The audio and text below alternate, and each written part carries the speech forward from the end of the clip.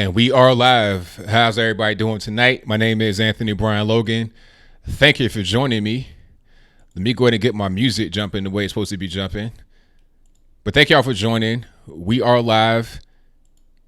You could be anywhere in the world, but you're right here with me, so I really appreciate that. Let's get the speakers going. There we go. All right. Got the music jumping. Thank y'all for joining. You are watching ABL Live. My name is Anthony Brian Logan, your host. We got a few topics on deck for tonight. Ilhan Omar, the homewrecker. What's really going on with her situation? Funneling $250,000 to this guy to get paid through that way. What are you really spending that money on? Are you still married to your brother? Matter of fact, this is what I heard about the situation. So she got divorced from the guy who is allegedly her brother, then got legally married to her real husband, then got separated from him, and is now being seen on the town gallivanting with the new guy, the white guy. And the reason why I say his race is because she was the one that was talking about how the white man is so dangerous and bad and needs to be monitored. How can that be the case when you out there gallivanting with him, when you giving all this guy this money? You giving the guy all this money. People say, oh, it's not really a big deal. So what? It's part of their campaign. But I think I saw a figure that said 1/3 of all her campaign money goes to this one individual and his company. So if they are in a relationship together, extramarital, of course, and that money is going to him, which is probably more than anybody else gets one piece of money from her, obviously something's going on that's not really proper. We'll get to all those topics and more on tonight's episode of ABL Live. Thank y'all for joining. I really, really appreciate you. Like I said from the beginning, you could be anywhere in the world, but you're right here with me. Hopefully everything's good with my camera, my audio. I have a different camera here, so hopefully everything's a-okay. All right, we should be good money. The camera is slightly different because I'm able to do different things. Like when I'm on television, I can stream a little bit better. It looks a little bit better for TV, so hopefully everything is good with that. Alrighty. And I thank y'all for joining. You know, hey, you guys are the best audience on the entire platform in the world, so thank y'all for being here. Oh, Johnson & Johnson got they got sued by many different people, and they were found liable for the opioid crisis in Oklahoma. I'm not quite sure how that's going to play out in the future because there's still other pending lawsuits, possibly other pending states, but we'll get to that. Also, what else is on the docket for tonight? Oh, Beto O'Rourke kicking out Joel Pollak from Breitbart, talking about, oh, he was a rabble rouser. Really? Joel Pollak, one of the most laid back guys in the world. I've seen him many times, and I've never seen him act up. I've never seen anything from him that would make that statement make any kind of sense. But then all of a sudden it was changed to, oh, well, Breitbart is racist, is that, and the third. How was Breitbart racist? Breitbart was started by Andrew Breitbart, who is Jewish himself, number one. Number two, you have Joel Pollak, who is Jewish. Where's the yarmulke? Where's the racism at? How are you going to call a website that's pretty much run by Jewish people like a neo-Nazi haven? It doesn't make any sense. You know, I think Ben Shapiro was over there at one particular point in time, and obviously he's Jewish, really observes the Sabbath, wears the yarmulke, the whole 9 yards. I just don't understand. These people, they'll say things that don't make any sense. People on the left, they'll say, oh, you're a white supremacist, although you're black. They call Candace Owens a white supremacist. They call myself a white supremacist. It's like, last I checked, I couldn't really fit that bill. I didn't think that was really possible for me to be that. But hey, whatever y'all say, up is down, left is right, whatever. You know, nothing makes any sense anymore. It's all about how you feel.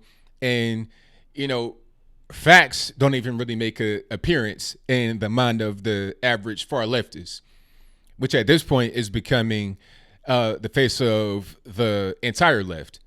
And that's unfortunate, but it is what it is. You know, I'm not mad at it. Jessica Smith says J&J, Johnson & Johnson, have been sued for their talcum powder causing ovarian cancer in years past. Yes, that's correct. Yep.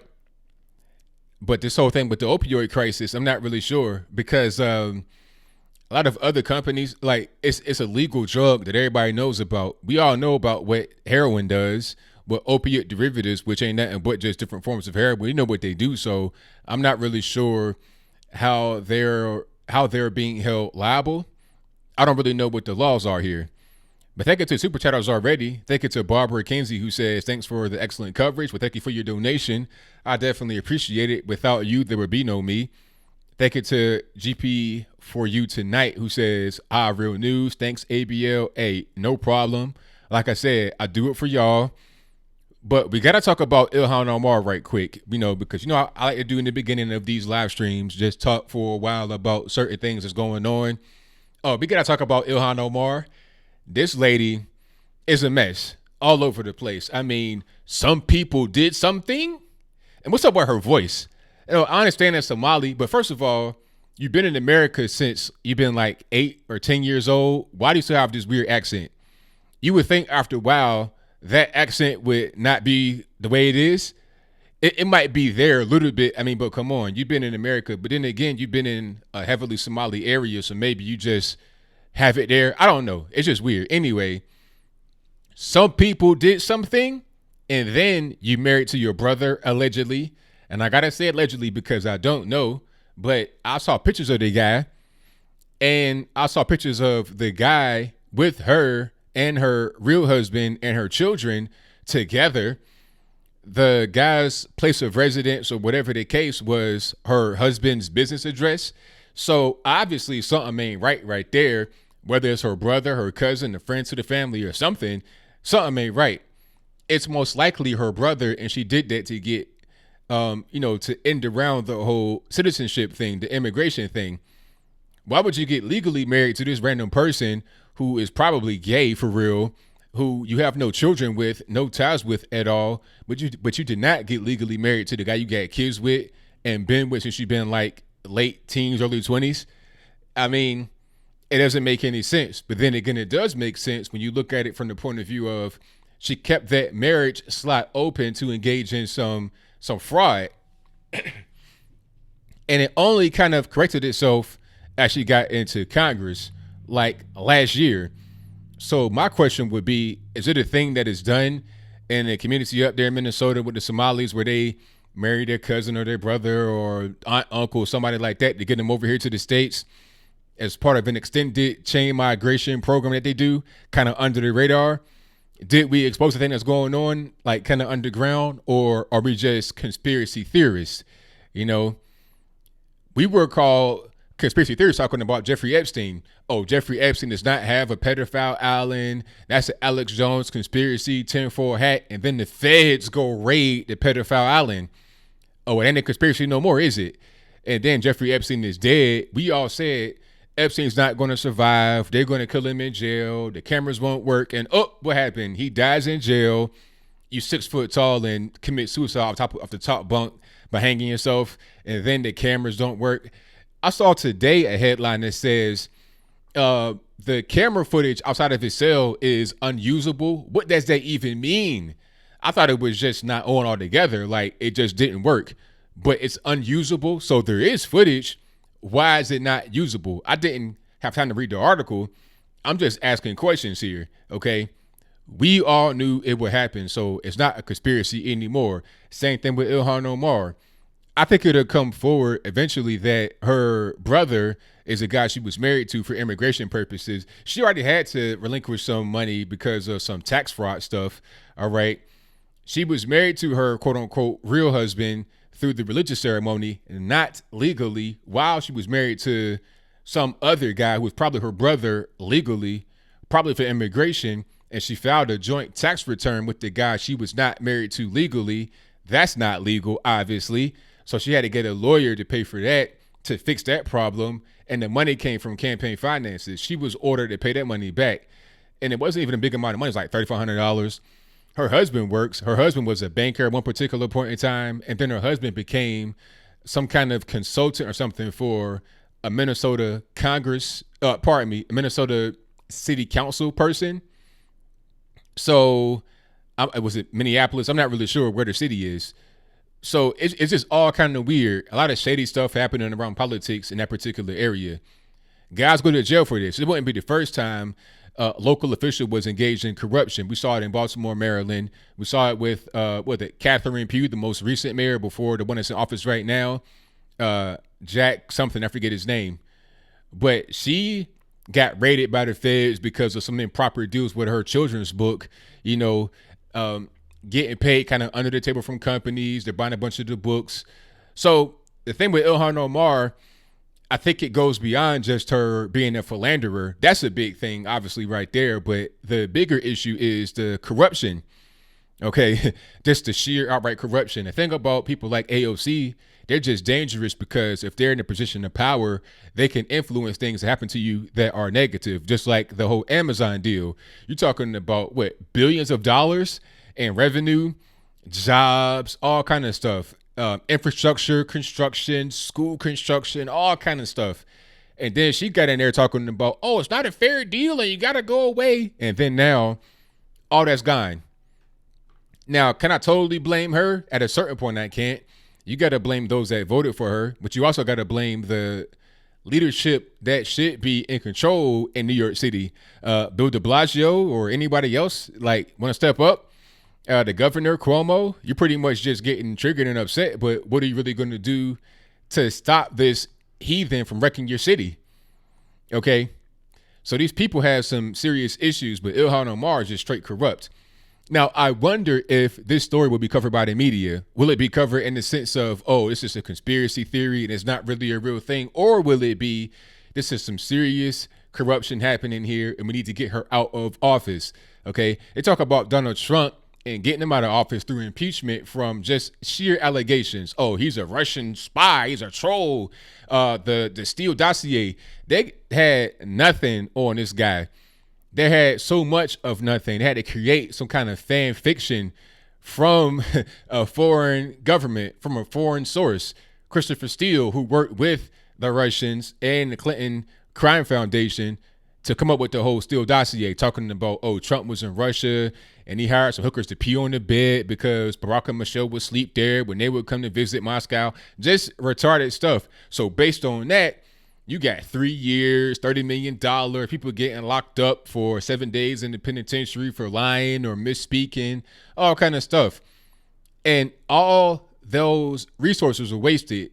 At the end of the whole thing, they got a big goose egg. But with Ilhan Omar, you got clear corruption right in front of your face. Okay? She's being asked about it, talking about, oh, I can't say anything. I can't say nothing. And they're just saying, okay, that's fine. We don't want to ask any more questions. Let's get down to the bottom of it. How about that? But Johnson & Johnson. Now, this story is kind of, I don't know, I'm kind of like in the middle of the pack, middle of the road, really, because how do you really say that Big Pharma, in this case, is responsible for the opioid crisis? Now, don't get it twisted. I am an anti-drug individual. I don't think that we should have so many drugs in society. I think that drugs cause a serious problem. People want to point to Portugal, but that's not the United States. That's Europe. It's a whole different place, small population. It just ain't us. Go to San Francisco, Bay Area, and just look out on the streets. People on the ground, banging needles, defecating on the ground, just, acting crazy. Mental illness is, of course, an issue, but a lot of that is due to drugs or it's made worse by all the drugs that are available. You basically have legal drugs in it. Like, ain't nobody going to jail really for having heroin or meth or anything like that in a lot of these cities. They're kind of like Amsterdam from The Wire to a certain extent. Not quite the open air drug market that's allowed to flourish, but at the same time, it kind of is. If you can be a junkie and at 9 a.m. be banging your needle right in front of the mayor on camera, then you basically have a place where drugs are legal. And look at the results. People want to talk about housing crisis. No. Because the problem is you got people coming from different parts of California and the country that come to particular areas to be homeless. They know it's resources there. It's nice. People got money. They come to San Fran, Los Angeles, Sacramento. Well, really San Fran and LA. And Seattle and what they call it's to the point now where they call Seattle Freeattle because of all the things you're able to get as a homeless person. when it comes to your food, clothing, shelter, your drug paraphernalia. California is so crazy that they'll ban straws and plastic bags, but you can have a needle for free, a plastic syringe for free, a disease carrying thing that can help you further your addiction and maybe even die. They'll give you that for free, and then they get put onto the ground. Do you know that the pooper scooper guys make $100,000 a year? It's like 75 base salary, and like with benefits, it's like over 100, 112. To clean up the doo-doo on the ground in San Francisco, you can get paid six figures.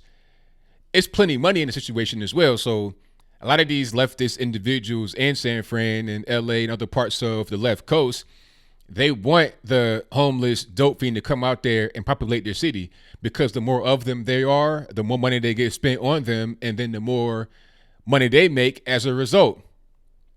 It'd be hilarious to see the pooper scooper guys go on strike and say, we want more money. I want a $1.25 plus full benefits and the pension to scoop up poop from the homeless dope fiends. That's what I want. I mean, it's serious. And not only the pooper scooper guys, you also have the NGOs, non-governmental organizations that quote unquote help the homeless, but they're getting all kind of grants from the federal government, local government, all of that to carry on a lot of these things that are happening. It's crazy, but that is how these things operate. So the drug issue, I'm totally against 100%, but I'm not quite sure that Johnson & Johnson is totally responsible. They may share a role in it, but at the same time they don't, because it's legal. The drugs that are being sold from them are legal drugs. They're cleared by the FDA. Maybe the only thing they can get them on, when I say they, I mean the government, would be if they promote misleading stats about the drugs, if they overfill a certain area with drugs. If they're doing things that are outside of the scope of legality, then I could blame them. But if not, then you can't just pass the buck to them or give them a luxury tax. You can't do that. Change the law and have that be that. Let the government do their job rather than making the private business pay the price for government's lack of legislation. That's how I feel about the situation. I'm looking at it from that point of view, and that's it. But yeah, I tell you what though, I like what I'm doing over here. I like being able to talk and get my messages out to the world. I don't want to go to California and be pooper scooper. I know it's an attractive amount of money, $125,000, but hey, I'm not trying to deal with crazy dope fiends on the street. I just don't want to do it. You can't have a gun. If I was a pooper scooper in LA or Sacramento or San Francisco or Seattle or Washington, not Washington State, Portland, Oregon, I would need to be armed 100% with body armor. Exactly, Brutality Core. Hey, what do? I pick up homeless poop. Correct. 100%. I want to see Michael Rowe go down there for dirty jobs and see what they do for a living. Now, I heard about Gillette. Are they putting out more of those quote unquote woke commercials? I feel like they did those in the batch. Like they did a whole big campaign that they just going to roll out. Maybe they didn't expect that they would get a negative reaction from the first couple of videos, but it's too late now. They done already bought the ad space from the networks. They done already, invested into it. So just go ahead and run with it. You might as well. You're losing money anyway, so you might as well do something rather than nothing. Rather than trying to spend more money and trying to renegotiate ad terms, all this, that, and the third, just go ahead and go with it. Nicholas Brown says, too dirty for Mike Rowe. Yeah, it might be a little bit too dirty for Mike Rowe for sure. 100%. Yeah. Oh, and the rats. Oh, my goodness. The rats are crazy. It was hilarious. They had a special in Baltimore. It was a news special out there. And I guess they were trying to prove that Baltimore is not necessarily rat infested and Trump was racist for talking about it. But as they were filming, a rat scurries across the screen. And the camera guy caught the rat and followed it. I was like, well, apparently he was telling the truth about your rat problem there. I can see the rat right there on the screen. So what's the point in lying? It doesn't make any sense. But I hope that one day we get to a point where we have more honesty in our media, in our coverage. That's what I want. That's all. All right. Oh, the plague is coming back. Yes, the plague. They're talking about typhus. I mean, some of these diseases, it's like, all right, man, really? Are we going to talk about the plague right now in 2019 in the United States, in the first world country? Yes, we are. 100%. When you allow anything to happen in your particular place where you live, you're going to have deteriorating conditions. When you allow people just to defecate on the ground, to just be outside, trespassing wherever they want, banging needles wherever they want, smoking crack, meth. When you allow all that to happen, you're going to have society decay. You're going to have, social rot, if that makes any sense. You're going to have that, and that could turn the first world environment into a third world environment quick, fast, and in a hurry. So you definitely don't want that. Let me see. I did not see the Schick parody ad, Mark and Gillette. I've not seen that, but I want to see that for sure. 100%. Oh, and also about the plague, since we're talking about the plague right now, the plague can spread, obviously. If you have the plague happen in one area, like Los Angeles, there's an airport right there. Okay, so people get on the plane, they're traveling all around the world, and it can spread. People drive, obviously. You got shipping lanes coming out of there. You got a lot of food coming out of California. And a lot of times they got to go through these places. You're going to have 28 days later where you have quarantine zones. These zombie movies, I feel like, are coming really fast within the past few years and months. They're really popular at this particular point in time. So my question would be, is it a sign of the times? Are we heading towards that direction? Do we have a Walking Dead scenario about to play out right now in America? I mean, I can't even really tell. When you see these people on drugs, they look like Walking Dead. They look like zombies. So what if they also have disease and that's making them look bad as well? That can spread. So you definitely don't want that to happen. Not at all. Let me see.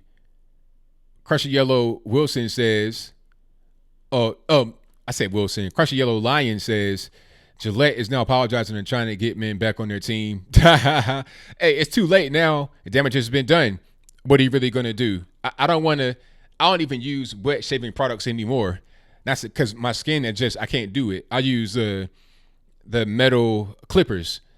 So I definitely would not go to Gillette if I was to go back to wet shaving. And I think people have moved on since then. And once you find a razor you're comfortable with, you got a nice little routine and you shaving right, you're not going to want to just switch randomly. You're going to keep going down that particular path. So it doesn't matter how much apologizing they do. I'm not going to go back in that direction because I'm good with my routine now. I'm straight. Lady Perez says, I work in downtown LA and it's an S-hole. Yeah, hey, I've seen some of the footage. I've seen interviews. I've seen a lot of different things, and it's crazy, man. Be safe out there. That's all I can say. 100%. All right. But yeah, shout out to all the mods in here making the chat great again. 100%. Absolutely. Now, what else we got here? I got something else I want to talk about. Oh, Beto O'Rourke. Now, Beto, just last year, he was trying to become a senator. Remember that whole thing? I'm so effing proud of you guys. Remember that whole thing? Now, before that night where he lost to Ted Cruz, there was a town hall. I think it may have been on CNN or MF13 NBC. I'm not really sure where it was. But on that town hall, a young lady asked him about protecting the press and freedom of speech, this, that, and the third. Now, he was talking about how Trump is, advocating violence against the press and he wants to silence the media. We got to protect the media. They got to be able to cover us, keep us honest. Okay. If that's your feeling, keep that same energy all the time. Don't just say it right there on stage. But then when you have your event at an HBCU, you kick out a guy who's not doing anything wrong. Joel Pollak from Breitbart. And Joel Pollak, like I said in the video, Joel Pollak, really mild-mannered kind of guy. I've never seen him get worked up. Just really even keel. Kind of a guy that you might not even really know is there in the room. Nothing against my man. He's a great writer, and I'm a big fan of Breitbart, but he's not the kind of guy to really be, like, loud and boisterous, and it just ain't him. So they're trying to say that the reason why they kicked him out is because he had caused some kind of disturbance at a different event. They didn't want him to be there because he was a nuisance. He had been a rabble rouser before. But like I said, it doesn't make any sense because he's not that kind of guy to even do that. But then they put out a statement on Twitter talking about Breitbart is racist and they got a black crime section and whoop-de-whoop-de-whoop. Was like, okay, if that's your particular viewpoint, then you should have said that at that moment when you kicked them out. Don't say, oh, we're kicking you out because of what you did in the past. Say, we don't like Breitbart and we're trying to silence them. We don't want them to cover our event. Now, if you don't like Breitbart and you don't want them there, then how are you going to say we want all press to be there and we can't silence anybody because they got to keep us honest? If you want an echo chamber of those that agree with you, how is that keeping you honest? You got to have opposing points of view.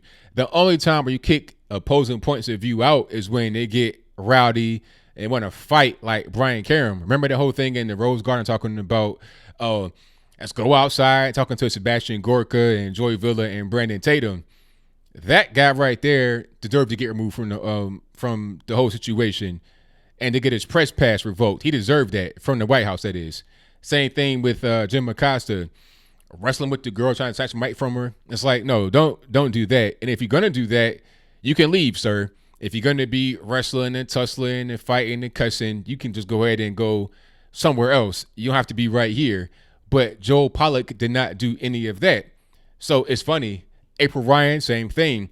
It was a guy in there recording the event, and he was asked to leave, and then they got to a whole a shoving match, and then he got assaulted by April Ryan's bodyguard, security guard, or whatever the case may be. Okay, I saw him on television talk about it, and he was saying that he was credentialed, he had a pass, and he was a fan of April Ryan, not a protest or anything like that. He's a legitimate journalist for a newspaper in the local area where the event was at, and he had all his I's dotted and T's crossed, and all of a sudden he gets removed from the whole situation, and there was a guy right next to him that had a tripod with a camera on it. So the excuse April Ryan gave of, oh, I don't want anybody recording my speech, well, it's another guy right there with a camera recording your speech, so why not get rid of him? It was a weird situation. They probably thought he was somebody else and had him taken out because of that particular reason. But regardless of the situation, you can't say that you want to protect journalists and the freedom of speech is that and the third while you are kicking guys out of your actual event that you don't want to be there for whatever the reason may be. Let's just be consistent. If you think that everybody should be there regardless of what, then do that. If not, then say so. Don't tell me one thing and do something else. That's all I'm saying. Just really be consistent with your actions. That is all there is to it. 100%. Brazil and Hong Kong. Well, I spoke about Brazil last time. We can speak about Brazil again if anybody wants to call in. But Brazil, I mean, the same thing's going on.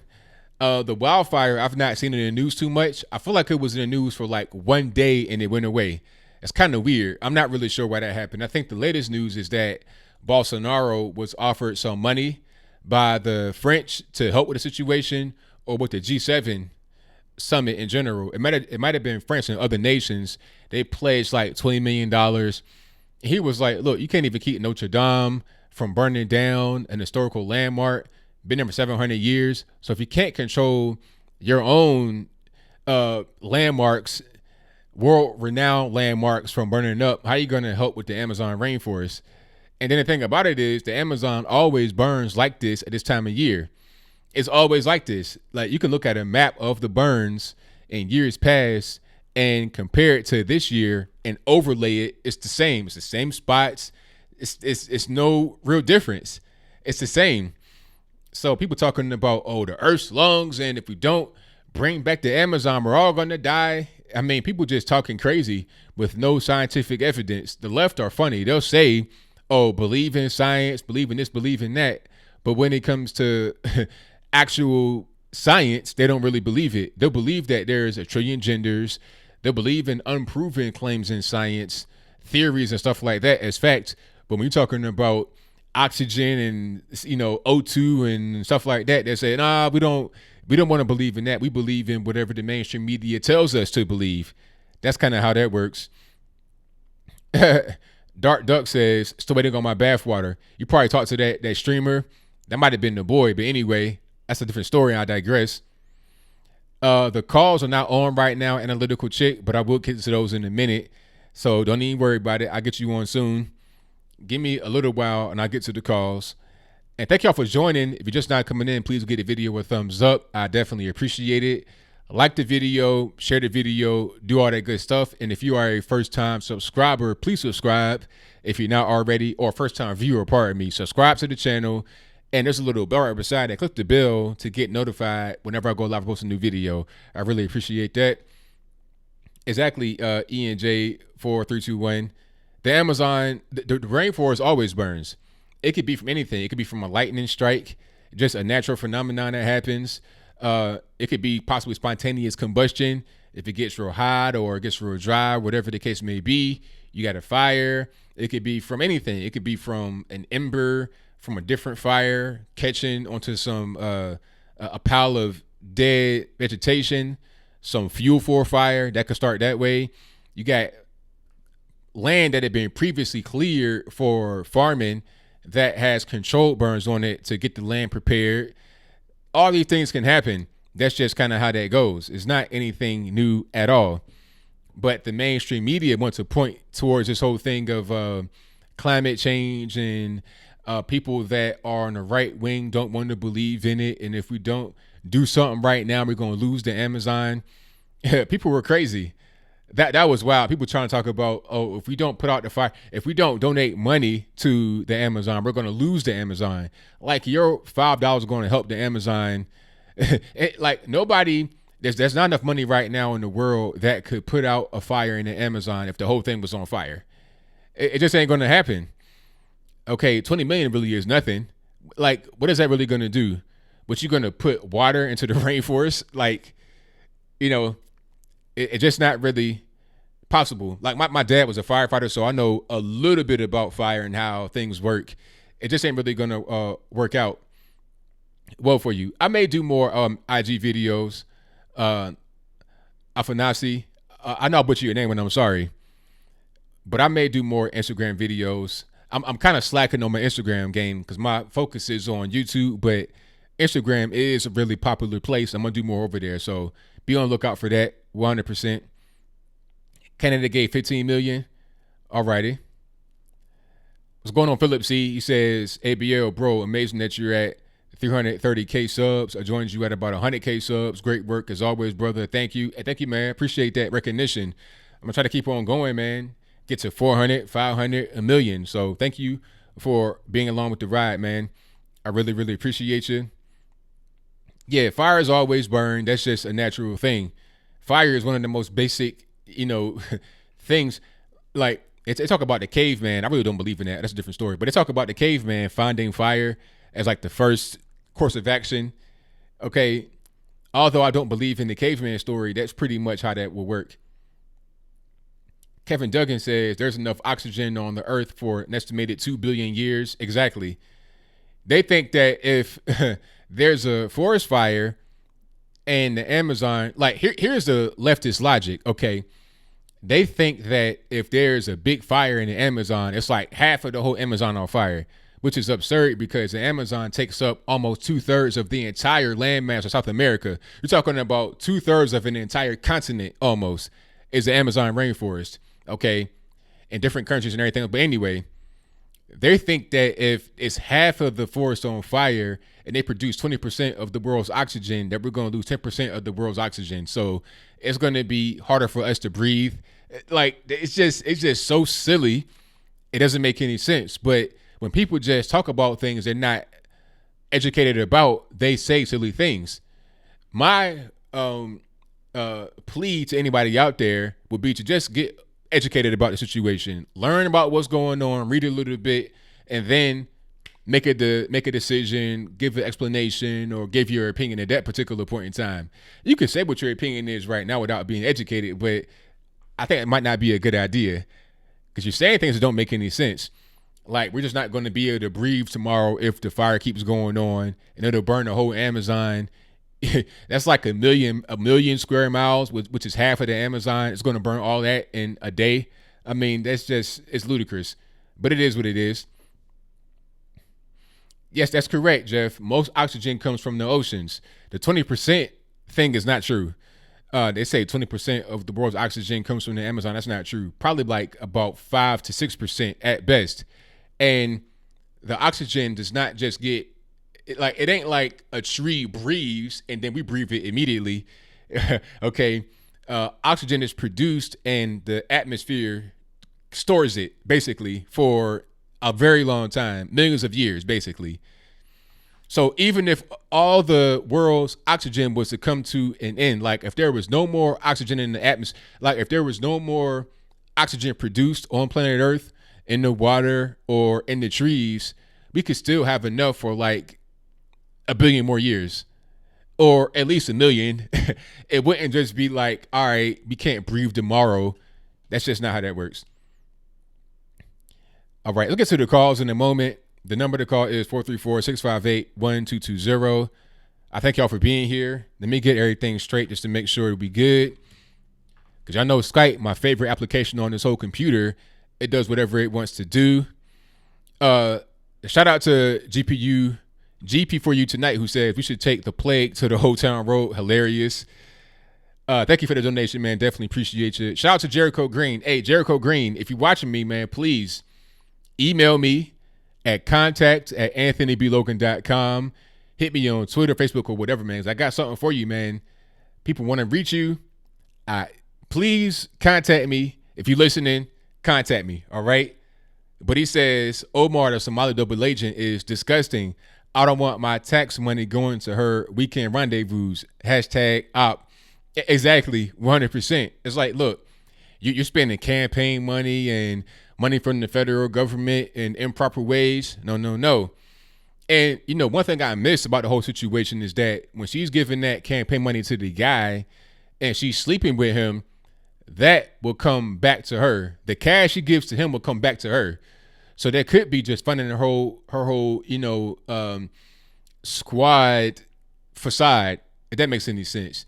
If she's traveling and doing certain things, the money she gets from the campaign that she's embezzling allegedly through him could be used to fund that whole part of her situation. Okay. The iron is hot right now. She's popular right now. Go ahead and fund that venture so that'll be able to carry you out for a very long time, for the rest of your life, maybe. That could be the angle in which she's trying to take it. But thank you for your donation, man. Definitely appreciate you. Shout out to Just Let Me Ball. I'm a snowflake, who says, Anthony, thank you for being my voice. Much respect. Hey, no problem. I definitely appreciate you. Thank you for your donation. And did I get everybody? I think I did. All right. So thank you to everybody in here. I definitely appreciate you. We're going to get to the calls in just a moment. Like I said, the number to call is 434-658-1220. Let me get Skype up and running.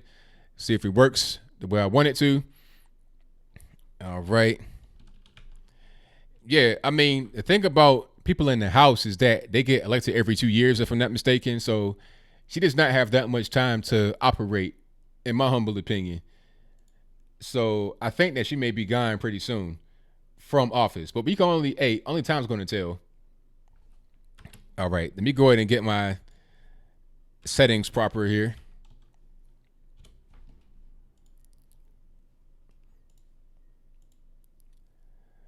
All righty, Matt, what's going on? I'm on right now. The oxygen in the rainforest, I thought you were doing a pretty good job with breaking down that the oxygen most of it doesn't come from the rainforest.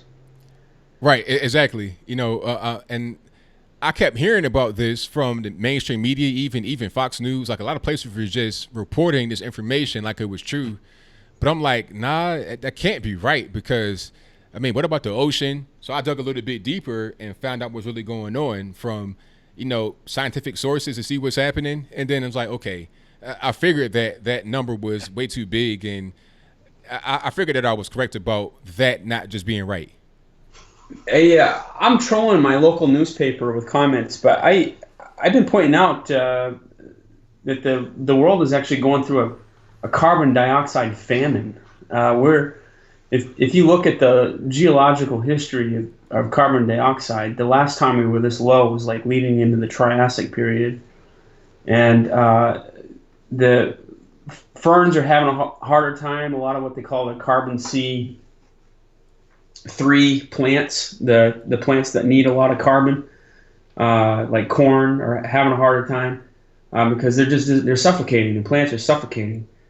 So if you look at the carbon history, and then you look at what they call carbon fertilization, where because we've been increasing CO2 into the atmosphere a lot of the same way as ancient volcanoes used to do, the planet is getting greener right now. The actual tropics are increasing in size, and the rainforest is better off now.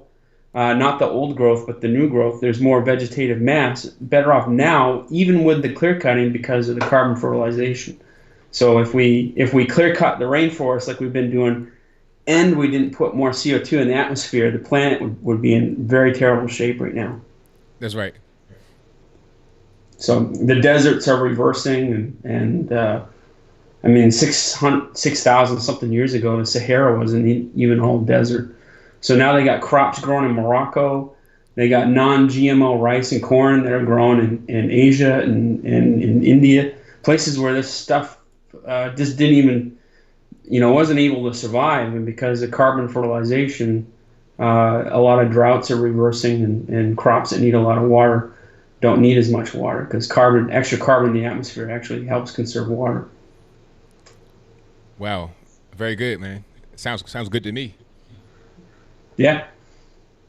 I wrote something else down. Dogs. Did you read this bit about 5% of California's landfill is dogs, leftovers in plastic bags? So Like, hold on. Let's pause for a moment. Like dogs, as in dog carcasses. no, like dog crap, dog Oh, poop. oh, wow, really? Wow. Yeah. So there's this huge. I think it's a coming in epidemic where these people that aren't having kids, a lot of times they'll have 2 or 3 dogs, and these Australian scientists have said that the papers were very criticized, so take it with a grain of salt, but they say a medium-sized dog is like having an extra SUV in your household because right now they eat 30% of the nation's meat. So Wow. our dogs do, and they're, like I said, their poop in plastic bags is 5% of landfill mass in California, and I'm up in Washington. We're looking to get a study like that done here because we got way more dogs than the average Californian does, and the recommendations from government agencies is that you're supposed to flush the dog poop. You're not supposed to actually put it in landfills because in landfills is where it does the most damage. But if they flush the dog poop, then it would just absolutely wreak havoc on our water treatment plants. And so it's a huge environmental concern right now. Is that dogs are like having an extra SUV. I mean, they're just horrible for the environment. I had no idea. Yeah. I mean, it does make sense because I'm thinking, okay, you got these pooper scoopers, you got people throwing the poo and garbage and stuff like that. Where does it actually go? Human beings don't do that. You put it, into the actual the sewage system, and then it gets treated and stuff like that before it gets released or whatever. But with dogs, that makes a lot of sense. I didn't even think about that before. Yeah, the straws are just complete nonsense. My city banned straws, and now McDonald's is saying that they can't recycle the paper straws, and because McDonald's used to recycle 100% of the straws that end up in their containers, and they can't recycle the paper ones. So in the goal to try and be more eco-friendly, you're actually being less eco-friendly because you can't recycle. And people are surprised when you say something like that, but all you got to do is point to like stuff like the compact fluorescent bulbs. That was a complete fiasco. And then when you look at electric cars, the best car for the environment is any used car maintained well. If you got a car that's 15 years old and you can still drive it around, you've done your part to.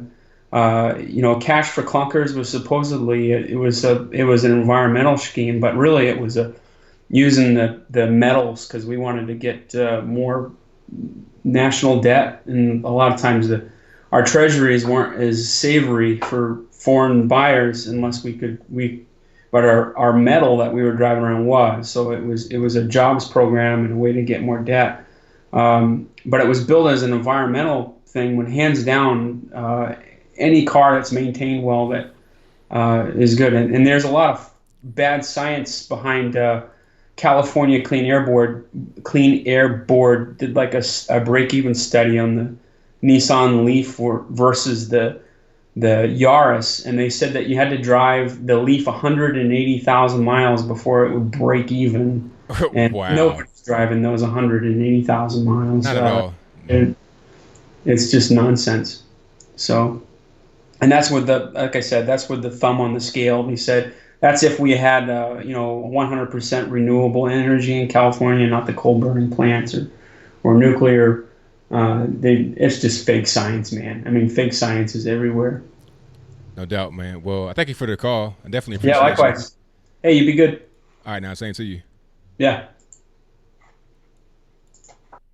All right, thank you to my man Matt for the call. Most certainly appreciate him.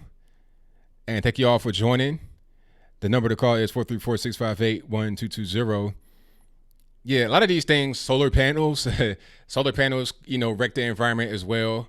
It takes a lot of petroleum to create the solar panels. They wreck real estate. They take a lot of space to be able to actually work at all. And they don't always work. It's not efficient. It's just not really a good thing. Hold on. Let me get my settings straight. Because I'm trying to make sure that Skype does not, blare in your ear. But it does what it wants to do. Okay, let's try this. There we go. We got it. All right, let's go to 856 on the line. Who am I speaking to? I'm good. How are you? Everything's great. Can't complain.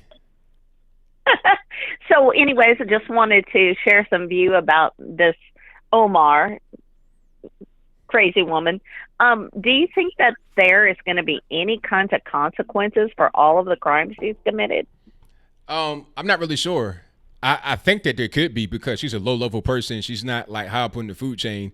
If she was like, a high-ranking senator or somebody with a lot of tenure in Congress, then maybe she have more immunity. But she's like first term in, pardon me. So she may have some consequences that come down on her head for sure. Yeah, it's just frustrating that people can be in Congress and just continue to, create drama and nothing gets done to them. I mean, there's people trying to do things to, get her repealed and stuff like that, but just doesn't seem like it's going anywhere. And it's real frustrating because me and you as American citizens, if we do the same crime that she did, we would be probably in jail for 40 years. Oh, 100%. It's no question. I'm just glad that you are on TV. I listen to you a lot and appreciate your voice, and you seem like a great voice of reason, and keep up the great work. And we need people like you to spread the good news and the bad news. Well, thank you for the call. I definitely appreciate you. Okay, take care and have a great night, okay? All right, same to you. Okay, bye. All right, shout out to the caller. Most certainly appreciate her. And you guys know the drill. The number to call is 434-658-1220. If it's hanging up on you when you call in, just keep on trying. It's just, hey, it's the best we got. We just got to do with it the best we can. But let me get to my next call. 240, you on the line. Who am I speaking to? It's your boy JB. What's up, brother? Everything's good, man. What's happening? Everything's everything. Hey, man, Omar might be going to jail, man. I think she is. You heard she lied on the stand like 4 or 5 times. You know that, right? You heard about that? She lied where now? She lied on the stand like 4 times. You hear about that? No, I didn't hear about that. She lied about knowing her the guy she filed taxes with, her husband or whoever he was. Then she also lied about her fake marriage, lied about having contact with him, so she committed perjury on the stand. Okay, yeah. I mean, Yeah. you got the perjury, then you have the actual act of the marriage fraud, potentially tax fraud, all kind of stuff. So yeah, she might get sent up for that. Yeah, but what they ain't gonna do is probably make her just stand down like they do all the Democratic mayors that get caught, all the Democratic people they get caught they like, they just make them just stand down and disappear. Right. Yeah. That's what I think's gonna happen. I think it's probably what's gonna happen. She make her disappear. I don't know, because you got some guys that got locked up. You had the guy Blagojevich, he got locked up. Kwame Kilpatrick, but they were doing some crazy, like especially Kwame Kilpatrick, they were doing some crazy corruption. So I'm not quite sure that Ilhan Omar is up there with them to actually go to jail, but it's possible. Yeah, but she does have to step down though. Yeah, definitely, ain't no question. And that's probably the good thing for her. And then think about first, she's gonna scream out racism. They come out, she's racist. No, you committed a crime. And just like you go after Trump for everything he does wrong. So hey, if the cat ain't calling the kettle, what do they say? You know what I'm saying, right? Right, I'm with you. Yeah. And then I also want to talk about the Jay-Z issue. I'm sick of hearing about the Jay-Z issue, how he got a plan to save black community. No, he has a plan to get his pockets fat. That's what he has a plan for. Wouldn't you not agree? Oh yeah, 100%. That's kind of like the end game for most of these people, just to get money. Yeah, and then talking about former teammates, and then talking about Colin Kaepernick in his feelings about this. Who cares, Colin Kaepernick? You worth $40 million. You got $40 million. Like, shut up, go somewhere, and just enjoy your money, and just realize you pulled a Jesse Jackson, a Al Sharpton on us. You started a movement and you didn't do nothing with it until it's time to make some money off of it. Just face that factor. Yeah, that's all it is. I mean, the thing about it, this guy's he's been about money from the beginning.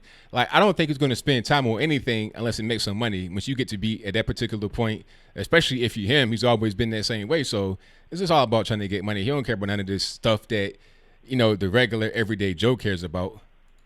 Exactly. And that thing that kills me the most. And then I was talking to some black people. Do you know a lot of black people feel as though we're behind the tides because there's more white billionaires than black billionaires? I said, why are you concerning yourself with billionaires? They work hard to get there. And I was trying to explain to this guy. He's like, nah, we're behind the times. No, we're not. I said, do you realize we have more rich black people, ordinary black people, than ever in history today now?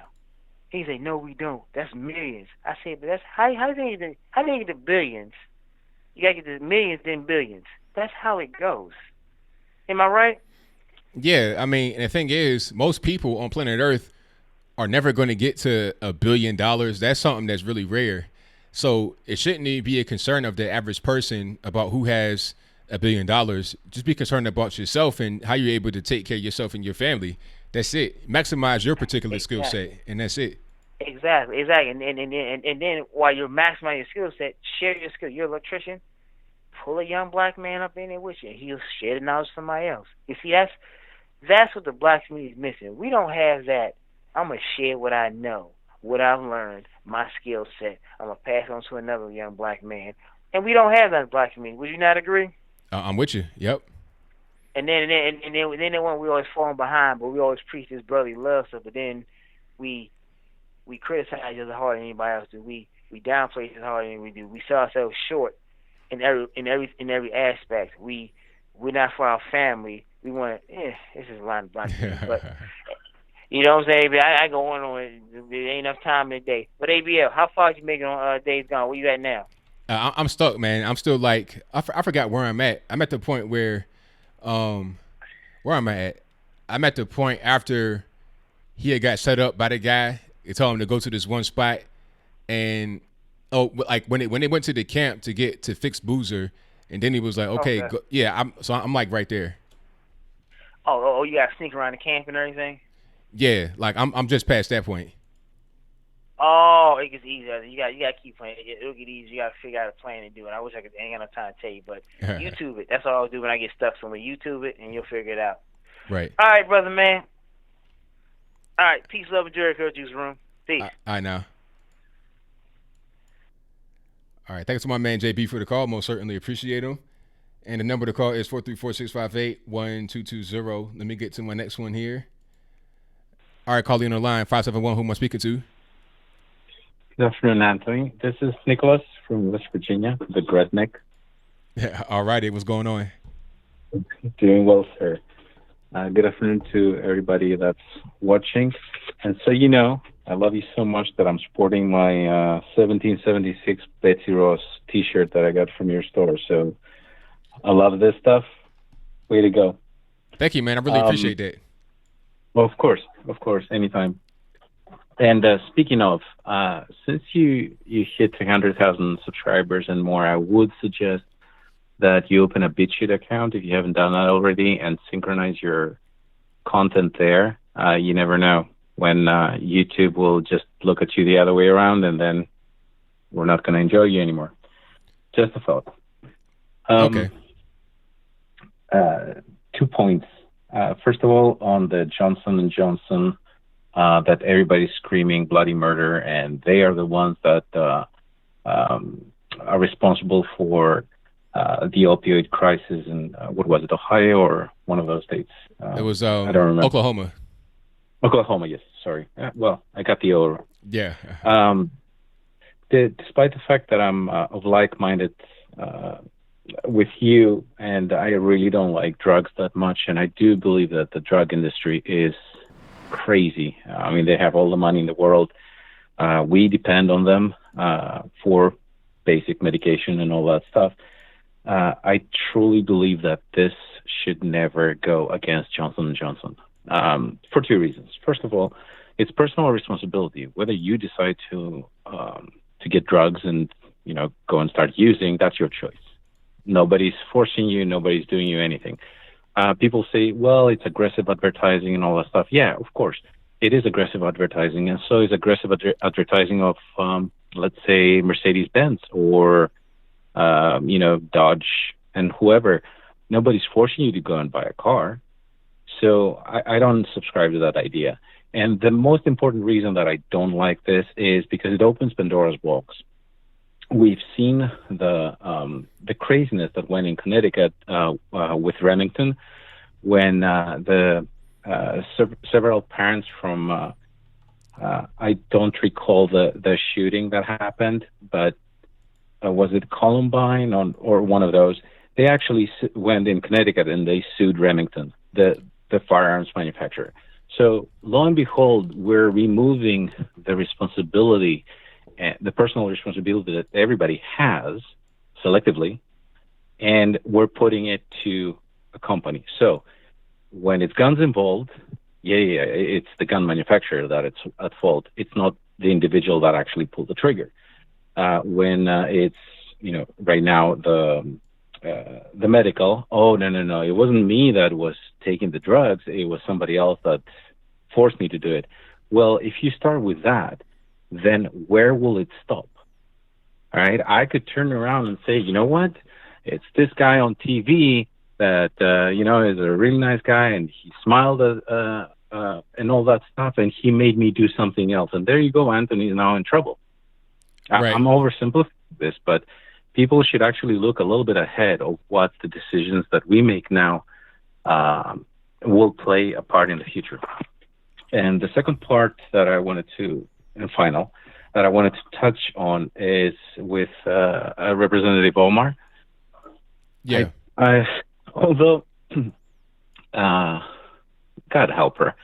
I mean, it's so hard. At times, she's a wonderful woman. She's a beautiful lady. Sometimes what comes out of her mouth is not in par. Still, I will personally defend her right to speak and to have her opinion to the death. And I truly believe that nothing should come from anybody towards her, whether this is a congressional caucus or her own party or so on and so forth. No punishment whatsoever for any wrongdoing. The only people that are responsible for punishing her are her constituents, because they were the ones that voted her in, and this is what this country is about. If I do not like a representative, I'm the only one here where I vote that can throw them out. Well, how about the how about the embezzlement, if that comes to be true? Because the whole situation, she's with this guy that's working on the campaign. She gave him like a $250,000 in 1 year for random things, and it wasn't a small amount of money. You're talking about a House rep. You ain't talking about a high-ranking senator or somebody like that. You're talking about a House rep. And I think that was like 1/3 of her total money that she had from fundraising altogether. So, I mean, it seems improper. Like, she could be embezzling that money through him. So if that's the case, should that be handled through some means of possibly impeachment or something like that? Or should it be a matter of let those who voted her in get her out? Yes and no. So for starters, you have to see what the law is, all right, and what is the penalty for doing this. I will remind you, in 2008, when President Obama was elected, he was slapped with the biggest ever fine for campaign finance violations that his campaign did in 2008. And guess what that money was? $300,000. That was the highest fine ever paid. And it was just a fine. All right. Now, I'm not a legislator and I'm not a legal person. I have no idea what the law is, but I would suspect that it's probably a fine. She's going to pay for it, and that would be the end of it. And then, based on that, her constituents, with her behavior all these months and years, whatever it will take, then they will judge her and they will say, okay, well, we had enough of you. It was a good experiment, or we like you and we keep you. I will remind you of Al Franken or Representative Conyers.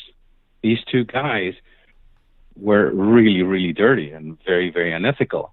Yet they kept on getting elected. Mm-hmm. Right? Now, the body, the Democratic Party, did something about that, and they told them, get out of here. Probably they didn't want the publicity of having somebody that groped a lady on an airplane and took a picture of it, right, of course, or yeah. so on and so forth. But if you don't like something, you do need to change the law yourself. For Representative Omar, most likely it will be just a fine, and that will be the end of it, and it will be swept under the rug. It's up to us, the citizens, to decide who we vote for. And that's my 2 cents. I don't like saying that because I would have loved to see more of a purist, a constitutionalist up there, and right. Clearly Representative Omar is not fitting that description.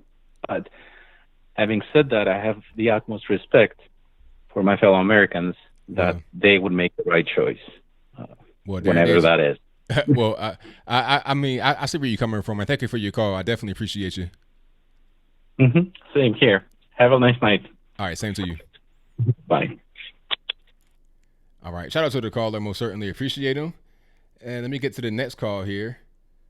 Let's go to, all right, caller, you on the line, 617, who am I speaking to? Yeah, this is Ivan. All right, what's going on? Yeah.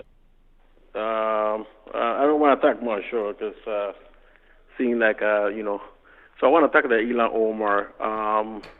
You said that you say that she's corrupt, right? Yes. Any evidence of her corruption? Oh, in the video, already said that she had got a fine for some campaign finance violation. That was already, she already did that fine. That was for something else. That was because she got married to somebody legally, and then she was still with her husband through the religious ceremony. She was not married to him legally. So that right there, that's called bigamy. You can't do that. That's corrupt. And then she filed. Wait a minute. Wait, sir. I'm not done. You asked me a question. I'm gonna answer it. Okay. And then when that whole thing was going on, she filed a joint tax return with the husband that she was not legally married to. And when that was found out that you can't do that, like when it was discovered, she had to hire a lawyer to fix it. And she paid for the lawyer through campaign money, and she got fined for doing that. That's called, that's you can't do that. It's illegal, and she got fined for it. So it's actual documented evidence of that, and I put it in the video I did today about her. I know about the she had to amend the return. I guess I don't know if she didn't know, she made a mistake, or was done intentionally. Well, I mean, how do you not know? How do you file a joint tax return with a person that you're not married to? She was married to somebody else legally, but she didn't file it with him.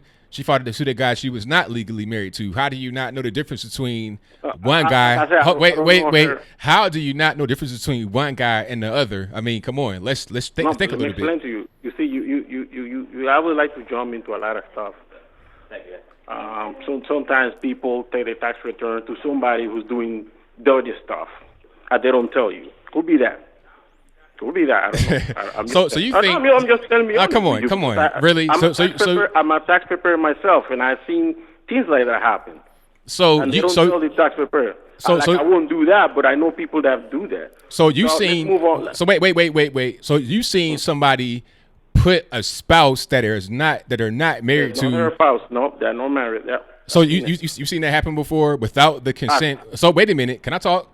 So you've seen the person get put on there as a spouse without consent from the person that they're filing on behalf of? Well, they tell them they will pursue them. Like, okay, let's say they want to buy a house. Like, oh, you could put this person as your spouse because they have a large income. Blah blah blah. So the question was. Wait, sir. The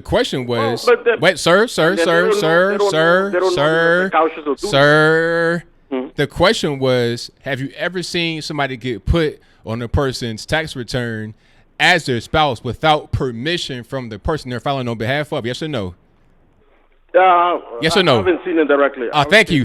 Move on. Okay, so concerning about she not being like she's being against pro-Israel. Against Israel. She being anti-Semitic. This is nothing is true. There's no proof that she's anti-Semitic. All about the Benjamins. Well, let me explain. We're going to Palestine. We ain't going to Israel. We're going to Palestine. Palestine don't exist. Okay. It's called Israel. Well, it does exist. No, it doesn't. According to who? It does exist. According sir, it does exist. According to who? Okay. Are you read any resolution from the UN? Sir, there's no place called Palestine. It's called Israel. According to who does Palestine exist? Like I said, I just read the resolutions. Israel have violated 65 resolutions right now. Do you aware of that? Okay, what about them? Well, they're not supposed to go over beyond Eastern Jerusalem. And what? They've been pushing and you said what? pushing. Sir, like you talking about like settlements? I'm talking about the country. Well, that's what I'm saying. Sir, listen to me. You're talking about settlements. It's then the same thing as the country of Palestine existing or not. Does Palestine exist as a sovereign country? Yes or no? Doesn't exist because you know why doesn't all right exist? then. Wait, sir. Why doesn't it exist? It don't matter why they don't exist. The point is that they don't exist. It never has. Like, it doesn't matter, sir. This violation from Israel. You muted. The whole thing was, does Palestine exist as a sovereign nation? Yes or no? That's all. If it doesn't exist, then it doesn't exist. If it does, then it does, and that's it. Now you're off mute, so you can talk now. Do you respect the UN's resolution, yes or no? What does it say? Do you respect the UN resolution? Sir, tell me what it says, and I'll tell you if I respect it or not. Okay, you respect resolution 194. The question is, what does, sir, listen to me. No, I'm asking you. Look, Ivan, I ain't doing it with you all night. Just stop talking and listen to what I'm saying. I'm asking you, what does the resolution say? And then you tell me what it says, and then I'll tell you if I respect it or not. See, look, you can't talk while I'm talking because I wasn't even listening to you. I turned my speakers back on so I can hear you, but the people could not hear you. So I'm hearing you still talking. But see, I'm not hearing any of that at all. Like, I hear nothing. I can't hear you. They can't hear you. So you're talking to your own self right now. So the question was, what does the resolution say? You tell me what it says, and then I'll respond. In Jerusalem, as part of their neighbors. And hold on. Start from the beginning. Say it one more time. They have the right to come back to Jerusalem. Okay, the and Palestinians. So what's the point? If you have a resolution that allowing to come back, and then you want to have a Palestinian state, but you keep taking Palestinian land, your land that is supposed to be no Palestine for the land. Well, you keep violating U.S. resolution. Why the United States? All right, look, you're kind of going all over the place. You're talking about a different thing than the sovereignty of a nation. You're talking about Israel encroaching on land that it shouldn't be according to the resolution, but that does not mean that Palestine is a sovereign place. That's two different things. Sanctions. Look, we don't have all night. We don't have all night. So what I want you to do is to Tell me if Palestine is a sovereign place or not. The fact that the Jews have paying these Congress people. Look. See, you're going all over. You're talking about money and everything else. I don't care nothing about that. It doesn't make a difference because you can talk about China the same way. I don't care nothing about that. If it's not there, it's not there. That's it. So, like I said, Ilhan Omar talking about, oh, we're going to Palestine, we're not going to Israel, but yet they got to ask Israel if they can go. They're not going to ask Palestine if they can go. They got to write Israel. You had, who is that? Rashida Tlaib writing a letter to the interior minister of Israel saying, can they go to Israel, not Palestine? See, they talk to them one way and then say something different in public. That's what I'm talking about. It's corruption. Or if not corrupt, it's just, not a very good congresswoman. The main thing with the corruption is the money, the funny money. You giving this guy $250,000 and pretty much embezzling it through him. That's what it looks like. And then you have the improper marriage license. You're not married to the guy, but you file it anyway. Then you take campaign money to pay a lawyer to fix that. Not a very good person. So your final words, 10 seconds. So, hello? So I'm on? Yeah, 10 seconds. So, okay, so in order to go to Palestine, you got to go through Israel. Look, you got 10 seconds. So finish up. So finish up. The reason, so she's right about the Benjamins. The Benjamins make Congress people. All right, have a nice day. I mean, look, at the end of the day, if Palestine wants to become sovereign, then become sovereign. You can't say, oh, they're getting paid off. Like, you're not a sovereign. When you travel, anybody going to no Palestinian International Airport, they're going to whatever airport's right there in Israel. It is what it is, man. Hey, countries get defeated all the time. That's just part of life, man. You got to be able to deal with it. You got to be able to deal with it, man. Like anybody going to Tibet as a sovereign country, you go to China. Same thing with Taiwan. Taiwan's kind of in the weird space as well. But I digress. We're getting way off in the weeds. Let's continue. Let's go to 910. You're on the line. Who am I speaking to? Say again? 910. Who am I speaking to? Oh, David Jones. All righty. What's going on? I've been listening to your show. I muted it so I could talk to you without. I have to get your thing. I guess my man's phone. It might have hung up. You gotta tighten the Obama phone up, man. I don't know what happened, but I did not hang up on you. Your phone, it kind of conked out. Sorry about that. But I gotta get to my next call. 254. You're on the line. Who am I speaking to? Hey, what's up, Mr. Logan? It's Gabe from El Paso. Gabe, what's happening, man? Hey, nothing much. I just wanted to talk about a few things. I'll start off with Beto O'Rourke. I think that dude's a joke, man. that dude, he was a sitting joke in El Paso, and then it was laughable that he ran against Ted Cruz and lost, and then he thought he was like a suitable opponent against President Trump, man. I don't understand that. Yeah, it doesn't make any sense because, okay, you can't beat Ted Cruz. Ted Cruz couldn't beat Trump. So how are you going to beat Trump? I just don't really understand. Nah, I think he thought the entire state of Texas was like El Paso or something, where they viewed him as some kind of hometown hero. But I mean, he pulled pretty close last fall, and closer than I imagined. But I mean, Texas came through, and we just weren't ready for such a beta male to turn to radicalize our state so far to the left, man. It just ain't gonna happen so quick or so soon. That's right. But I'll go ahead. I'm sorry. So that's right. I'm with you. Yeah, and then so I used to live in El Paso. I mentioned that a few times. I went to his town hall back in 2016. And I would go there just to ask legitimate questions, and he's used to asking questions. He's used to answering questions about how to lower taxes and stuff. Well, I asked him about his foreign policy, and he was taken aback. So I asked him about the Iran nuke deal, and I said, "Hey, you voted for the Iran nuke deal, but Iran is obviously violating every aspect of it. What's going on with that?" and he was taken aback by that.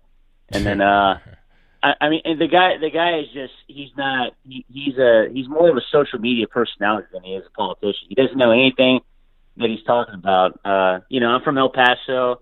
We had that shooting, earlier in the month of stuff, but I mean, he's going about it the wrong way, like blaming everything on Trump, when clearly this had nothing to do with, the president or, anything to do with the president, but he's going to tie it to it, because that's just a Hail Mary. I think it was just an opportunity, but, we all know better than to listen to a guy like that, making a joke out of everything. You know what I'm saying? That's right. Yeah. And then lastly, I wanted to mention Hassan Piker. I think you touched up on it earlier in the week. Yeah. I don't know. This looks like Vienna in 1683, if you ask me. My opinion, they're on our doorstep, and I'm not going to say remove kebab, but I mean, they're on our doorstep. They're here praising 9/11, and they're trashing our veterans. I'm a veteran too, and then I see him disrespecting a guy like Dan Crenshaw and rooting for such a heinous enemy like the Taliban. I'm like, man, and I'm glad you acknowledge that. That's a heinous thing to do. Yeah, that was really crazy. But when people like that, when they get on some of these platforms and they're allowed to speak and they can be honest, they tell you how they feel. And some people won't tell you that kind of stuff publicly, but they feel it. And like you were saying, that they're right here on our doorstep. So, we got to just kind of wake up and really realize what's happening around us and not have a sense of security that may be false. Yeah. Well, anyways, Young Turks, definitely not just a name. I think their mask definitely slipped with that one. But anyways, I'll leave it at that. Thank you for your time. Great talking again. And then once again, 2019, big ups to all our haters. There it is, man. Thank you for the donation. Thank you for the call, man. Definitely appreciate you. All right, take care. Have a good one. Bye. All right, now. Thank you to my man Gabe from El Paso. I said donation because I saw it pop up right on my screen right here. I want to read my man's super chat, and then I'm going to get to my next call. But shout out to my man Gabe. I met him when I went to El Paso in 2017. Great guy and a great city in El Paso, man. Fantastic people. Absolutely. But shout out to Philip C. for the donation, who says, I love your brother ABL. Well, thank you for that, man. Definitely appreciate you. And shout out to Richard Cruz, who says, love your show, my friend. Well, thank you for your very kind words. I most certainly appreciate you. But let me get to my next call here. 352, you on the line. Who am I speaking to? Hey. This is Brian from Florida. How are you doing? Everything's good, man. How about yourself? I'm doing all right. Have you heard of the tropical storm, now Hurricane Dorian, that's expected to hit Florida? Yeah, I've been watching that. Yeah, I saw that. Yeah, it's expected to come right over my hometown, and people are freaking out down here, and some people are blaming it on climate change, but it's not too much. It's not too much like that, man. Oh, climate change, I mean, come on. Like, I grew up in Virginia. I remember every year growing up, right around this time, between like July to like Halloween, you're watching the news to see what's happening in the tropics. Is it gonna hit us? Where's it gonna turn? What's the track gonna be? That was every year. So climate change, I mean, come on. Like, hurricanes has been a constant thing. I know, like, Hurricane Andrew hit back in the 90s. I remember all that stuff. So yeah, it's just people just say things that don't make any sense sometimes. Yeah, they really don't.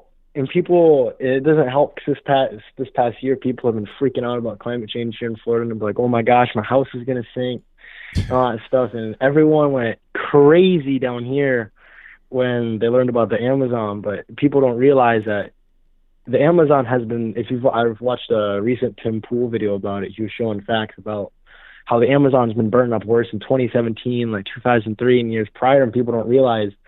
And there's maps showing the Congo, and if you look at like the fires, the Amazon has spotted dots, and the Congo is just a complete red. The Congo is being burned down and deforested. Nobody's talking about that.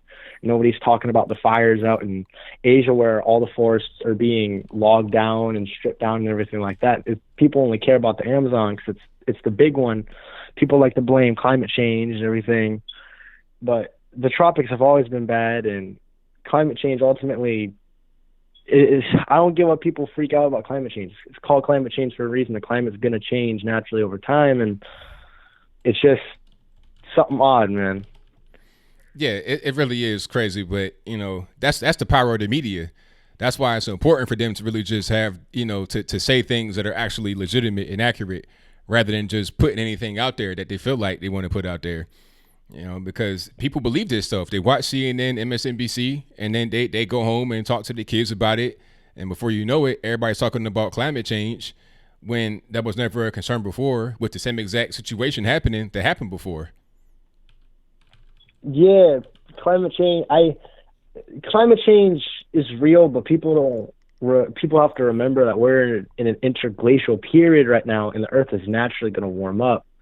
And while, we're not using plastic bags and not using plastic straws can help, ultimately there's no real alternative. I just today at my work, I was having a conversation with some lady, and she doesn't like to use plastic bags. And obviously, I'm going to respect that decision because it's the customer. But I have a friend out in California. What's a good alternative to the stuff we have now? It's almost like we're using the best stuff that we have. You know what I mean? Right, exactly. So there is no real alternative to what we have at the current moment with the technology we have, because no matter what we're going to do, we're still going to have to mine metals out the ground. We're still going to have to use batteries for whatever we do. The only real solution is either destroying the environment with hydropower or going nuclear and possibly risk one of them blowing up and destroying the local environment around. Right. But who knows? I guess all you have to do is wait. Yeah, I guess so. All right. Thanks for having me on. Girlfriend's bugging me, so I got to go. Thank you for the call, man. Definitely appreciate you. No problem. You have a good one. Same to you. All right. Shout out to the caller.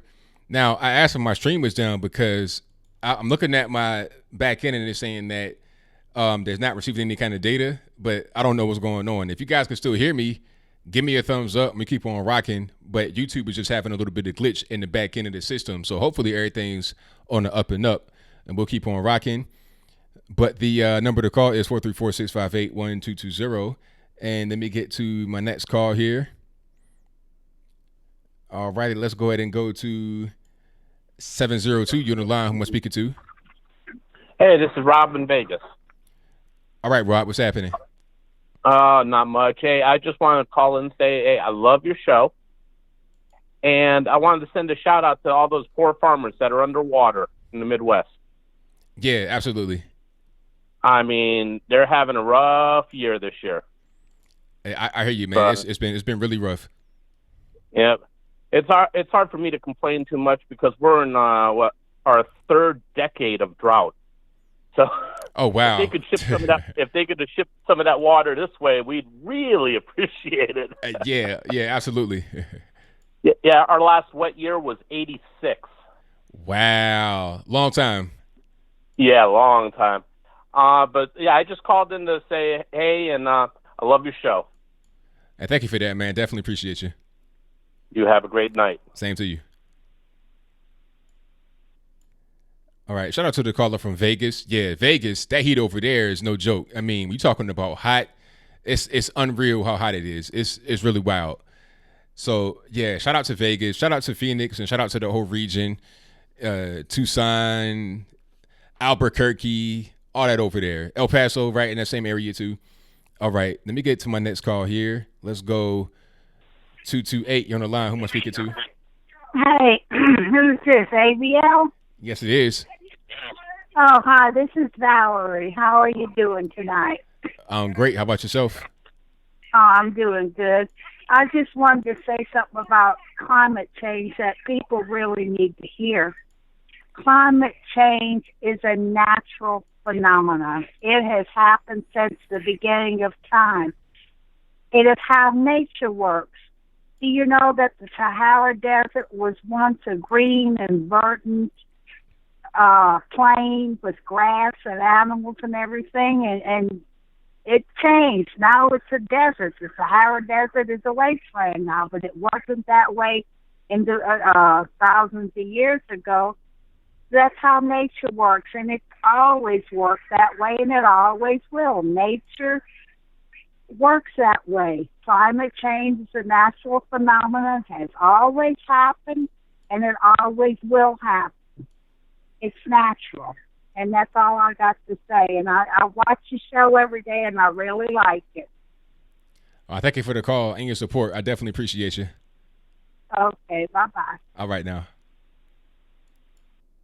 That's right. The caller's right. Climate change is natural. The climate always changes. I mean, on the basic level, it's called seasons. But beyond that, when you're talking about differences in, from year to year or from periods to periods, it's a natural thing. I mean, the sun is really the biggest controller of all of this stuff. And the sun is always doing whatever it wants to do. And we're moving through space. We're not just revolving around the sun. We're also moving through space. I mean, things change. But that doesn't mean that, if you stop driving a car that gets 20 miles to the gallon and then you drive one that gets 40 miles to the gallon, you're going to be able to fight that whole thing. I mean, your one little car is not going to be able to fix what the sun is doing on its own. But let me get to my next call. 215, you're on the line. Who am I speaking to? Hi, this is Crown Jewels. How are you doing, Anthony? Everything is great. How about yourself? Fine. I wanted to ask you, has Ilhan Omar ever came out and disputed this alleged affair? Well, I saw something today where she was saying, no, it didn't happen, but I'm not sure what the question was. So I'm not really sure, but something she did say today was kind of about it, but I'm not really sure if she was asked a direct question, because if she was not asked a direct question, she can say no, but, not really lie at the same time. So I don't really know, but she has been asked about it. Well, what about the allegations about the marriage with her brother to commit illegal immigration fraud? Has she answered about that? I've not seen the answer about that one. Because it's against the law even to marry your brother, whether it's a fraud or not, in this country, correct? That's what I thought. I thought that was called incest. What I thought. I mean, I don't think I would accuse her actually going through it. I hope not. But still, it's illegal to actually go through with it. So that is really something. I mean, I could never even think in my wildest dream to marry my brother to commit a crime. I mean, that's bizarre. And someone was saying, well, maybe they can't prove that she had an affair because the money that was spent was given into a business. But what campaign is she running in 2019 to pay this man almost $250,000? That's what I'm questioning. How does she answer for how this money was spent like that? Right, and then why so much to one guy? Because you're not talking about a very, she's not like a high-ranking senator or something like that. You're talking about a first-term congressperson in Minnesota, and I think that's like 1/3 of her total campaign money going to one individual. It seems shady. And like his wife said, that his duties didn't require him to come there on trips or fly. I mean, what strategy are they talking about right now? I don't understand it. She just got in there, didn't she, last year? Yes. So the election over, she won, and don't you think this is a little bizarre outside of what with the other, congressmen and women are doing in Congress, that they pay their strategists this kind of money, and she has such a low percent? What is it, like 7% electability, or like what is it, something like that? Yeah, it's low.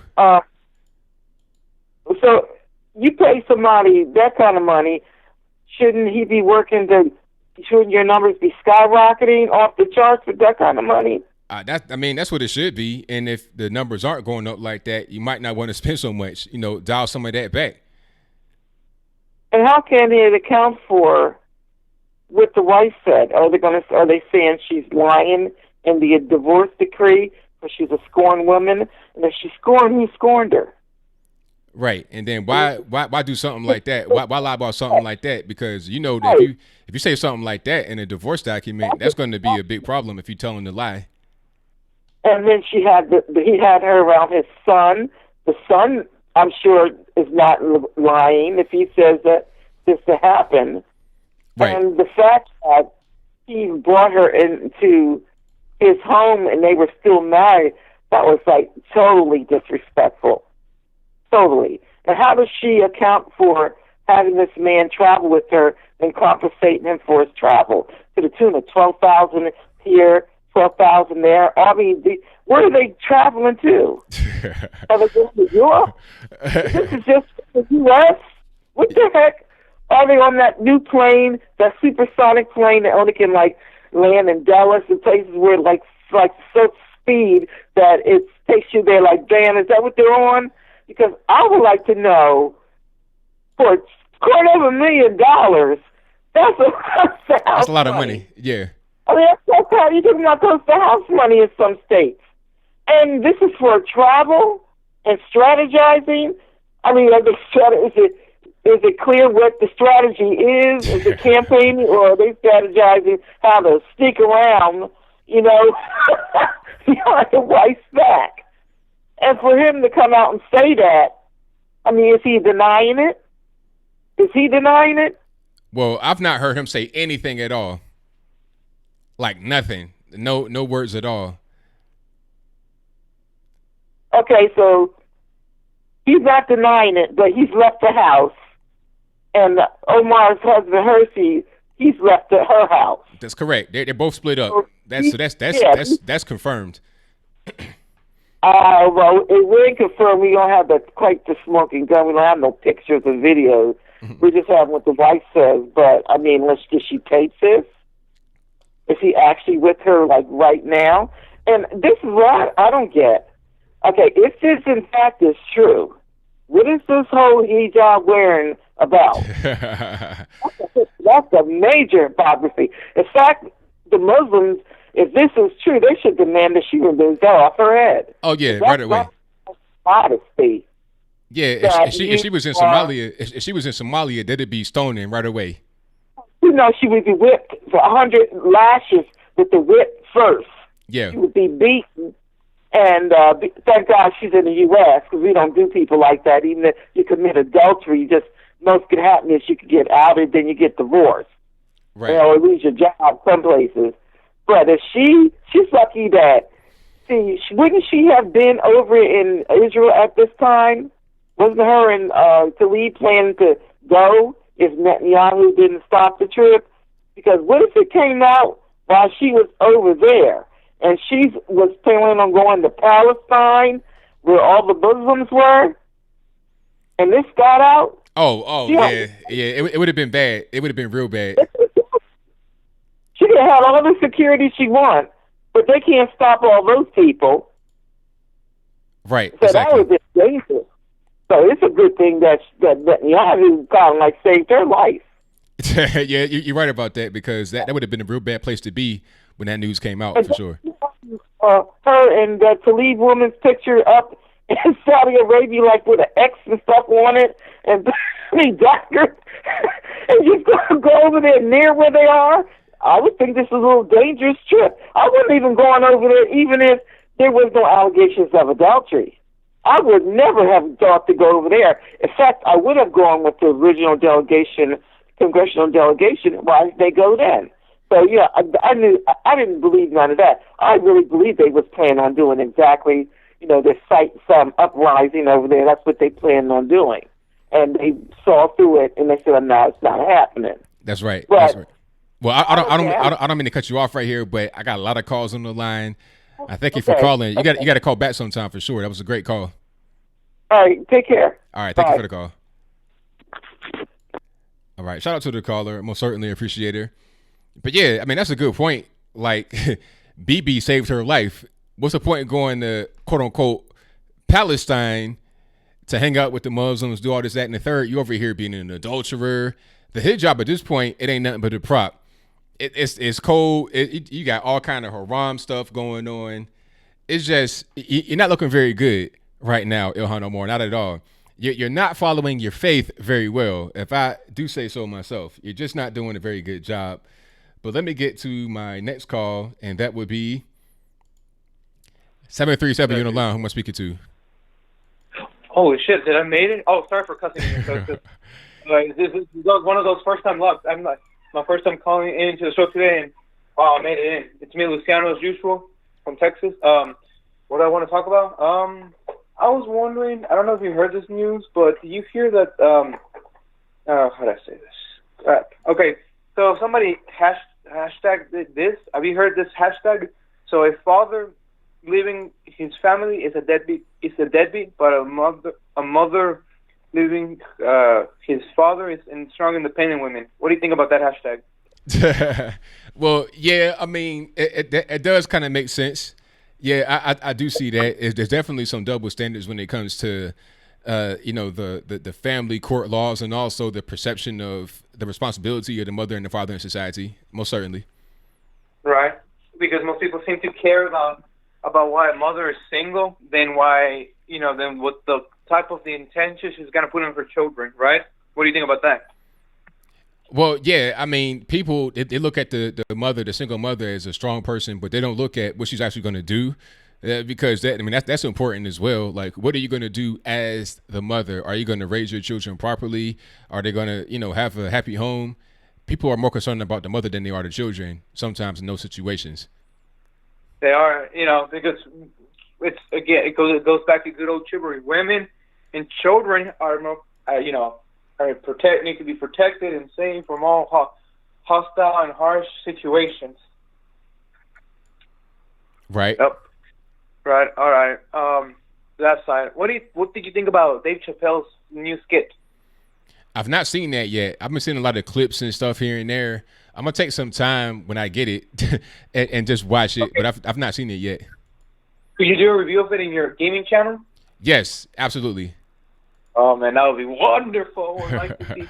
You know what's funny? I'm looking through my feed, and Dave Chappelle. Dave Chappelle. The Amazing Lucas made an upload about it 24 or 25 minutes ago, I think.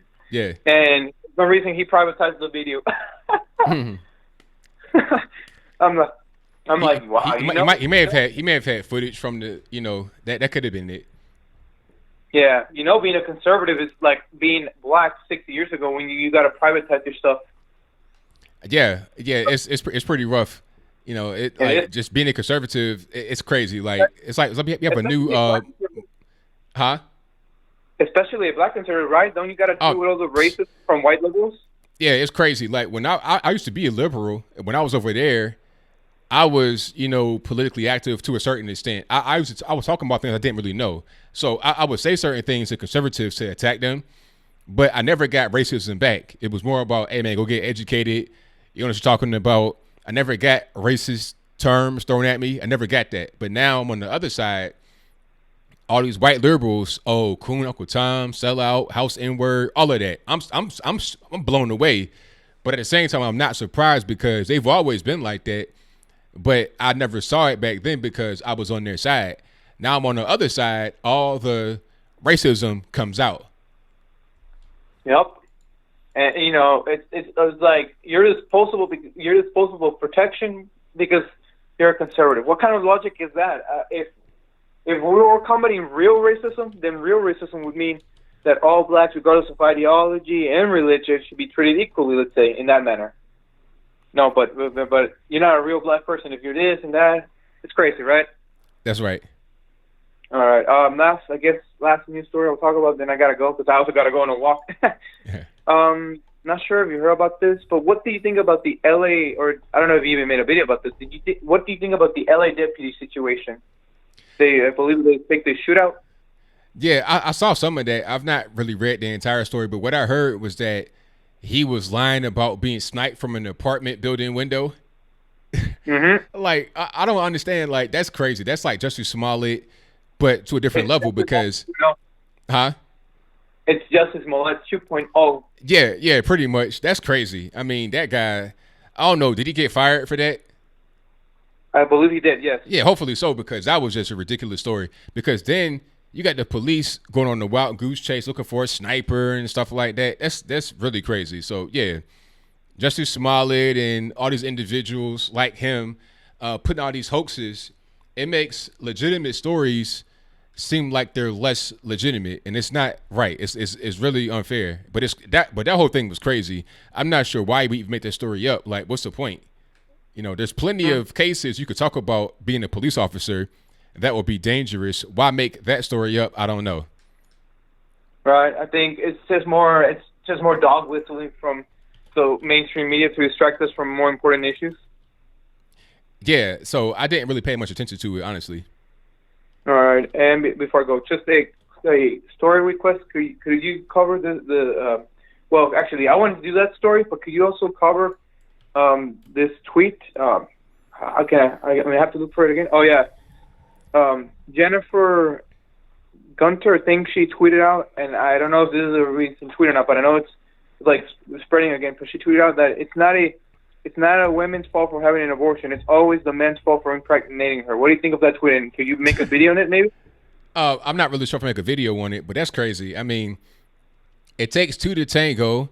And the man, like, unless he does some kind of physical harm, like hurts a woman, like beats her up or something like that, the man can't force her to have the abortion physically. It's up to her to do it. He might want to encourage her to do it, but it's ultimately her decision to do it. He cannot legally force her to do anything. So that whole thing was crazy. People don't want to accept personal responsibility for their actions. That's the problem.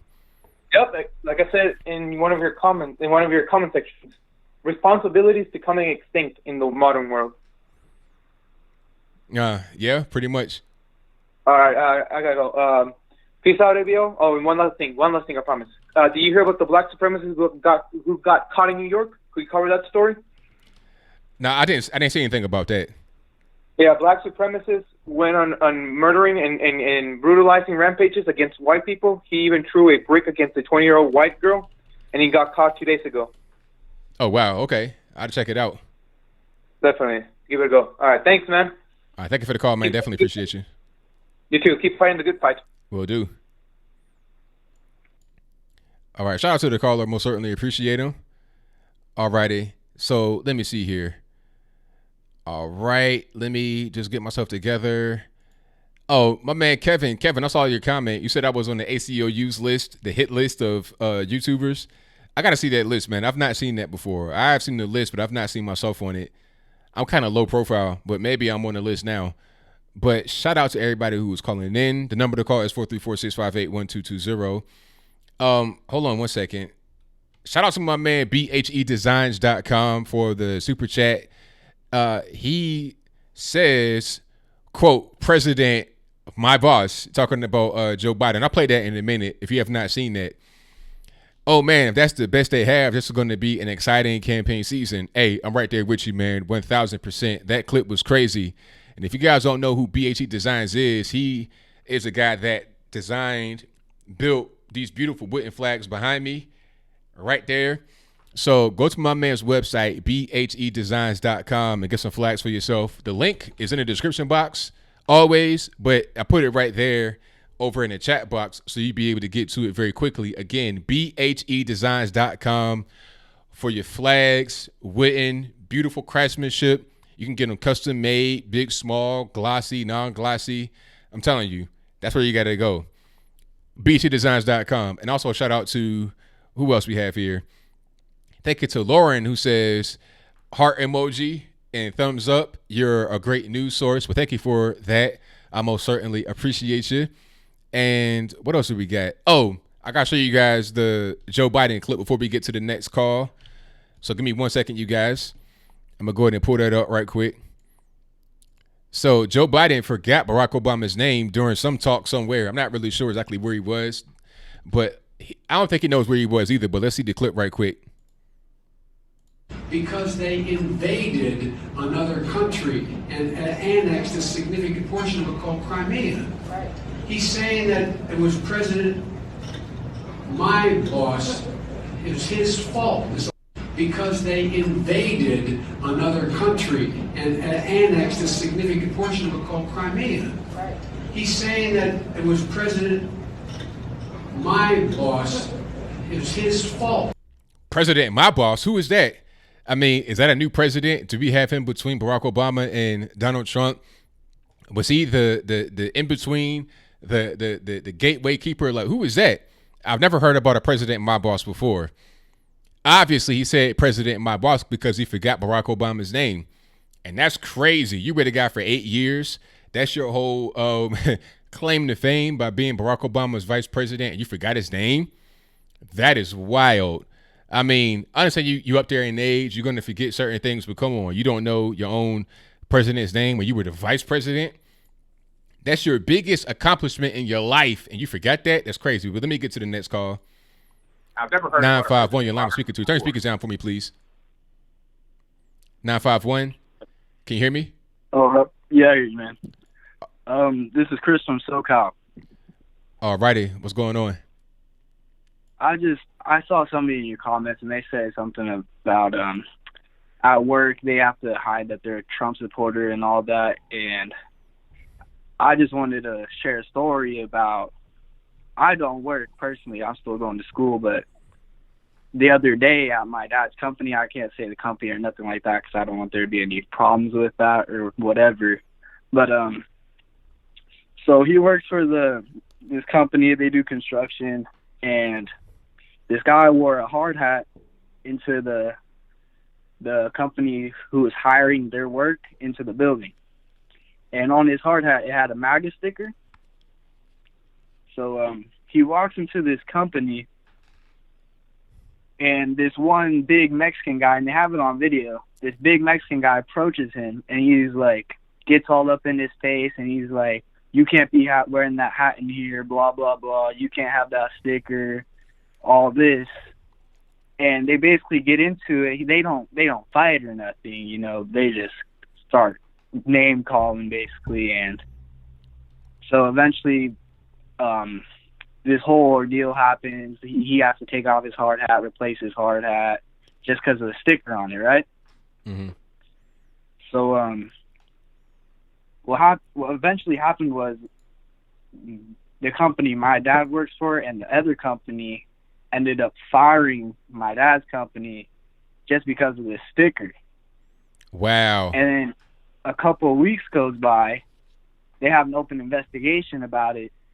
They end up rehiring the company, and the same guy, he still has his MAGA sticker on his hat. They're saying like, you know what, like, I'll cover it with tape. So he just covers it with duct tape. He goes back in there, and the same guy is making the deal about the duct tape covering it now. The company, the guy who approached the guy with the MAGA hat, his company is now defending the guy who works for my dad's company, saying that he has duct tape over it now. It should be no problem. But what happened was, after all this ordeal happened, they go over to the guy's desk, the one who confronted the guy with the MAGA sticker. They go over to his desk, and it has a sticker that says Obama, and he has a Marine Corps sticker on his desk, and he has all this Obama stuff, all this Marine Corps stuff. And the guy with the hard hat just looks at the guy, and he's like, thanks for fighting for our country, because I thought this is what you were fighting for.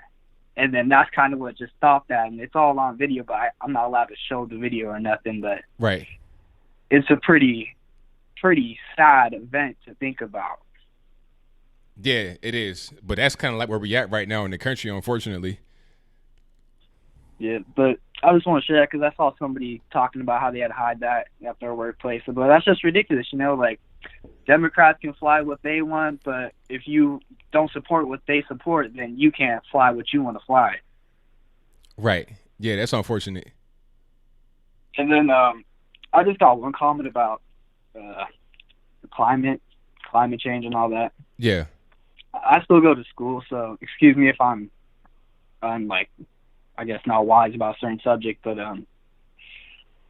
for those who don't know, there's places like the Grand Canyon, deserts, Persian deserts, whatever it may be. They have fish fossils in there, which means that at one point, like the Grand Canyon was underwater. And what people don't realize that it's not the Grand Canyon formed over 6 million years ago. That's not due to human activity. Climate is always changing. Stuff is always changing with the earth, and people got to get through the notation of humans are not completely at fault when it comes to climate change, because this stuff has been happening way before us. Yeah, I think it's kind of arrogant for us to think that we can change the Earth's climate by just getting a different kind of car or using a paper straw rather than a plastic straw. It's kind of arrogant because the Earth, it'll do things on its own. The moon and the sun, they'll do things on their own. We can't control. So, like you said, it's always been changing, and there are forces on the planet, and the planet itself will do things that we have no control over. So, this whole thing, and people try to conflate pollution with climate change. It ain't the same thing. I'm not saying you should just wreck the planet, just throw crap in the water, but at the same time, we can't act like we can control the weather, Yeah, that's true. And then I always bring up the point about the Ice Age, and at one point it used to be ice all the way to the top of the Americas, and so the Earth has always been changing. I like to think of it as like, if there was an ice age, it would make sense to have a polar opposite occur, because isn't that balance, Right. Yeah, of course. So, I just had a quick couple of thoughts about that. But thanks for having me on the call, man. Thank you for the call, man. Definitely appreciate you. All right, thank you. Bye. All right, shout out to the caller. Yeah, see, I believe something different about the Earth. I don't want to really get into it, but I'm gonna just say this, and I'm gonna just leave it and just drop it like a bomb in the bathroom. But I think that what makes more sense, and I'm not religious, so don't get it twisted. I'm more of an agnostic kind of person, but I think that the Great Flood makes more sense because there's evidence of it. The Great Rift that goes all around the Earth. Water could have come subterranean through that and caused a big flood. That's why you got seashells on top of Mount Everest. Like, you got stuff covering the whole planet. Pangea doesn't make any sense. So you had one big island on the planet surrounded by water. I think we had the Great Flood from the rift that cracked all around the Earth. You got subterranean water that comes up, floods everything, and then the Earth also expands at the rift. It probably was expanding before the Great Rift happened, broke apart right there. The water goes across the Earth, and then we keep on expanding like that. That's why you have what they call continental drift. That ain't nothing but the planet expanding. That's just my opinion. Don't nobody get triggered. I'm just throwing it out there. I don't know nothing. I'm just a guy talking on YouTube. Let me get to the next call. Nippin', what's going on? Not much. How are you doing? Everything's good, man. Can't complain. Now, correct me if I'm wrong. Now, the Democrats apparently promote free speech. So why is, what's his name, Beto O'Rourke, kicking out political dissidents from his rally? Hey, that's what I want to know. As far as I'm concerned, that's not free speech. That's authoritarianism. Yeah, that's what I want to know, because Beto O'Rourke said last year when he was trying to become the senator in Texas that, you can't be throwing out people because they have a certain kind of point of view. You got to protect all journalists. But now things are different. Yeah, apparently it's okay when a Democrat does it, but God forbid when a Republican says it. Right. Yeah, so according to Democrats, it's free speech when they do it, but when Republicans do it, it's fascism. Pretty much. So, yeah. Donald Trump. So, yeah, imagine if Donald Trump threw out a CNN. Oh, you all right, Nippin'? got a little spill over there. CNN journalist from his campaign. they'd be up in arms. That's right. Say, oh, fascist, racist, Nazi. 100%. Gets back anyway, so that's nothing new. Right. So what else we got going on? So yeah, Boris Johnson has decided to bring Parliament to a standstill. So what does that really mean? What's going to happen as a result of that? He's trying to push for a general election, basically. So like, to do what though? What's the end game? So that he gets elected. Oh, okay. Because right now you just been appointed because Theresa May resigned. Yeah. Ah, I see. All right. And as many people on his side as possible. Right, I'm with you. Now, So, do you think he'd be able to win the election? Who could run against him?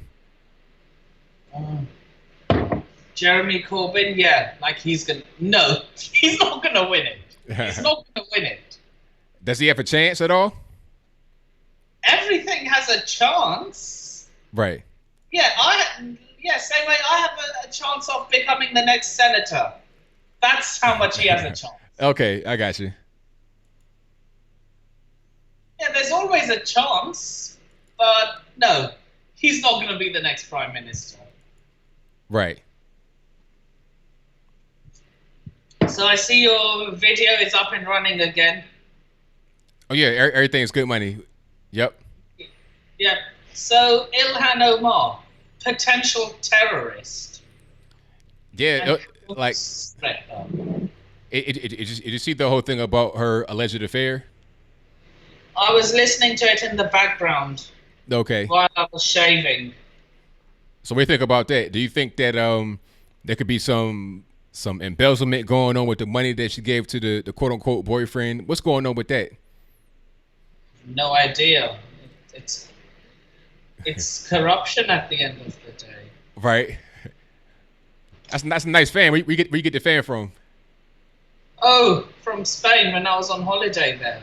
Ah, okay. So yeah, now Johnson versus Johnson.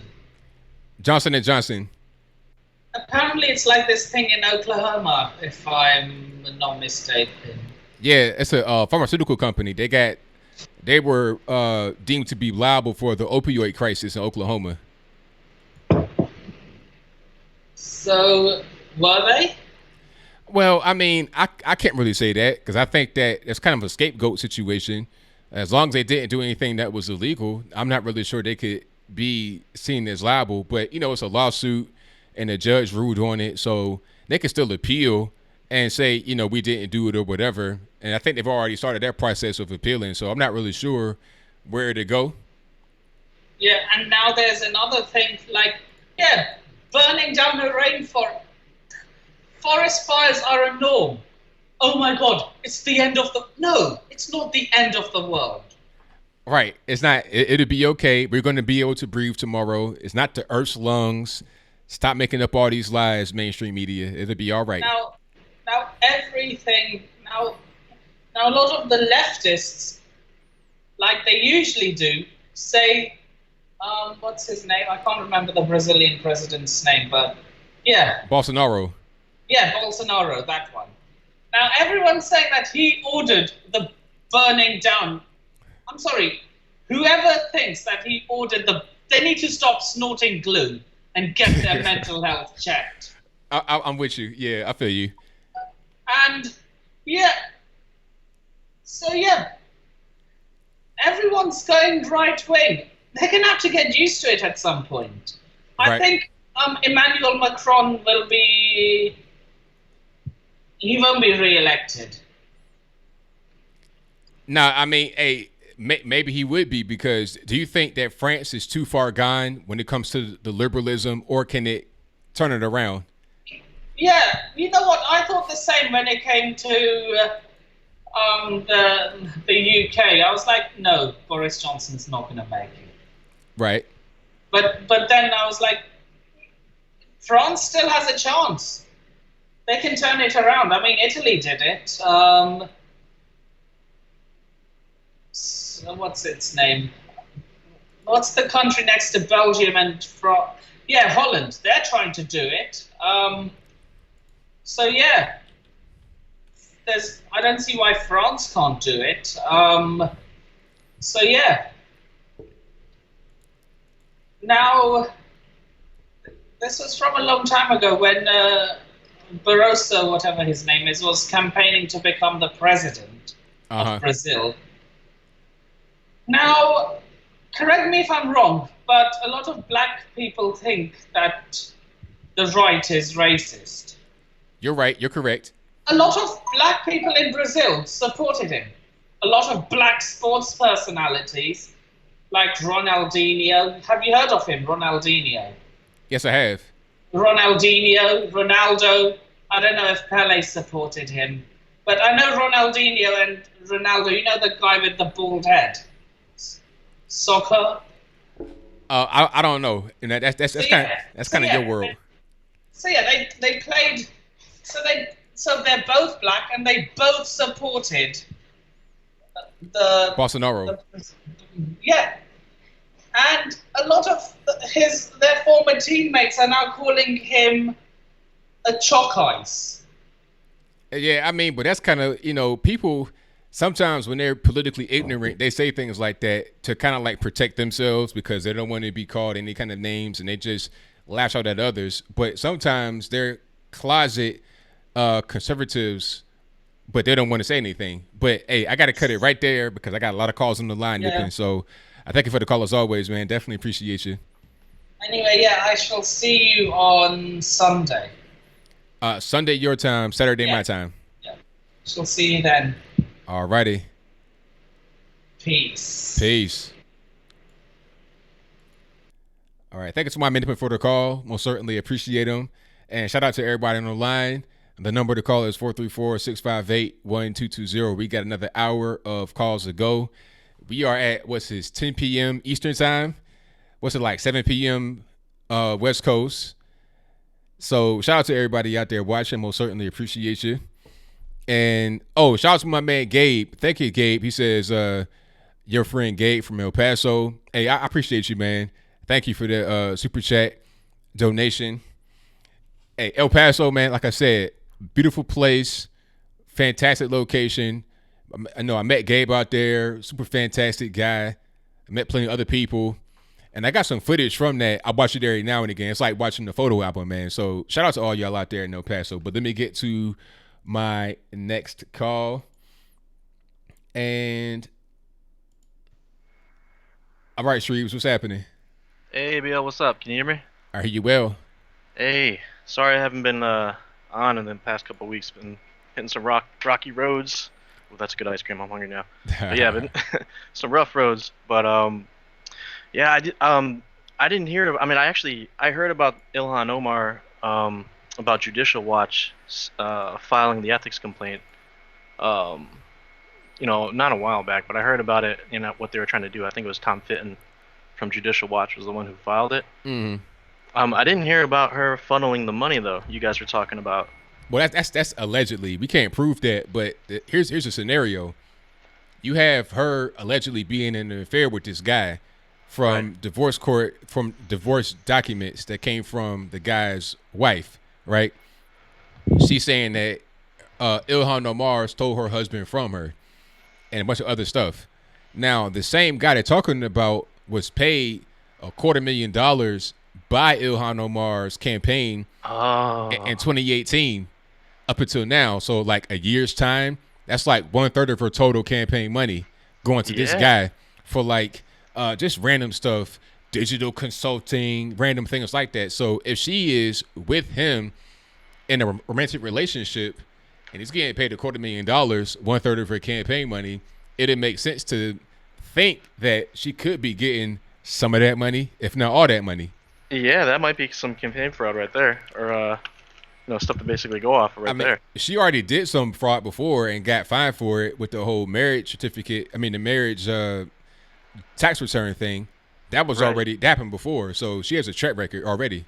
Yeah, it was immigration, marriage, tax, and student loan fraud, I think. That's what they Yeah. filed. So, hey, I mean, honestly, you know what's funny? It's weird is because, like, you guys are talking about the media is like a really strong weapon. You ever notice that, especially, I mean, even with this situation right here as an example, it's the same thing that they claim for everybody else. They're like, oh, we want to see tax returns and all this other stuff. Look at what these people are doing. That's right. It's projection. It's crazy. It's crazy. And same thing with AOC. I mean, nobody talks about that 800. Remember that 800,000 that she funneled with her boyfriend or something like that for her campaign? Oh yeah. Yep. Nobody talks about that either. Mm-mm. You know. So I mean, this is just wild to me. You know what? I want to see tax returns too from all these people. All right. I want to see all that. Give me AOC's tax returns. That's going to be crazy because she got her boyfriend. She probably gave him a little bit of money too under the table. Same thing with Ilhan Omar and others. I want to see all their personals when it comes to their money. Yeah, this definitely needs to be. I mean, it needs to be brought to light. And the thing is that you know what they're going to try to do. Of course, they're going to try to sweep it. You know how to do it. Oh, absolutely. And the thing is that I mean, it's just like everything else. Like it's like I was talking to somebody else about this, but basically everything that's being pushed on the news right now, they're going to push something else just to kind of just clear your brain, you know, and just push everything else out of mind, basically. You know what I mean? So I don't know, but that's just crazy. Yeah, because like I said, I heard about the whole thing with her before about the immigration, marriage tax, and student loan fraud, and that was like I said from Judicial Watch from Tom Fitton. But you know, didn't hear about the this other stuff with the affair, which is ironic, because like you said, that turban that's wrapped way too tight around her head, in my opinion. whatever it's holding in, I mean, that's just like you said, it's a prop. That's a prop. She's not following her rules. Not in the least bit. Not at all. Not at all, man. You should see Imam Tawhidi, all the stuff he posts on it. And he's like, you know what? She can't go back to her country because she'll get stoned to death or something like that. Yes, 100%. You can't be doing no adultery. You get stoned into the ground immediately. Absolutely, you're gone. So yeah, I mean, that's absolutely crazy. But like I said, you know, they're gonna come up with some sort of excuse to push it off or brush it underneath the rug or whatever. But don't lose sight of it. I don't think we should lose sight of it. That's right. But I do want to see some tax returns on it. The other thing, you know, you guys are talking about the Johnson & Johnson opioid lawsuit. I saw that too in the news, and I wasn't really sure what to make of it because my understanding, it's like I guess they were ordered to give over like $572 million or something like that to is it the state that's asking? To the state, yes. Okay. So I'm not like you said, I'm not really sure what's going to come up out of that, but I mean, if they're forcing them to do it, maybe more light will be shown on that to kind of stop it. Yeah, maybe. Think? That's possible, but I mean, I think it could go the way of the cigarette, the tobacco industry lawsuit. They got ordered to pay like $200 billion back in 1998. Yeah, I remember that. Most of the money goes to the states. I think it's like 46 states. Most of the money goes towards their budget, like shortfalls. Right. We got to renovate a morgue. Let's put some money from the cigarette cash into that. We got to fix some potholes on the interstate. So it doesn't really go towards prevention and treatment, really. It's sad, man. It's sad because I know they, like you said, they've done it with tobacco. They've done it with, I think they even did it with like Purdue or something like that, like chicken, just random stuff, like random companies like that. And that's another thing that kind of worries me. It's like you have all these things. These are serious matters, you know. Even the stuff with Ilhan. These are all serious matters, and somehow it just gets dispersed and swept under the rug. And what we were talking about last time, man, like the stuff that was important, the other big stuff, like the child trafficking stuff with like Epstein, that's completely out of mind right now, you know? Right. It's crazy. The media is just so completely weaponized. People, you know, like I said, they have the brains or the memory of goldfish, and they really they're not. Whew, it boils my blood, man. You know. I'm with you, man. So, yeah, and the other thing about the other caller was talking about the Amazon rainforest, which is sad, you know, but like people were saying, you know, it's not because of, again, all the things that they're pointing at. They blame everyone and everything, you know, for whatever it is, the people with agendas. So it's like, you know, you have, just like with Trump, and I hate to use that example, but just like with Trump, you know, you have all the world's problems, like, oh, you know, there's racism, there's all this other stuff. It's like, you really think all these problems happened overnight? You know, I mean, you had politicians before that were dealing with this stuff before. What did they do? You know, why do you suddenly care? You know? Right. And what makes it any different now than it was, 2 decades ago? You know, it's like people just like they forget. And like I said, with the climate change thing, I mean that could be for a number of reasons. It's not going to be climate change itself. You know, the climate, like somebody said before, the climate does change on its own. I think it really does. And the thing is, we haven't been on this earth long enough to really study any type of I mean, you can study patterns, but the length of time, to actually know a pattern for the Earth's climate it's so big that you couldn't accurately perform it. You know what I mean? Exactly, man. 100%. So, anyways, yeah, I just want to say what up to everybody. We had a heated discussion in ABL Discord, by the way. Luciano, who was on the call before Nip in there, he was in there yelling at my girl and a bunch of other stuff about just random stuff, just stuff you guys are talking about, but other stuff too that was going on.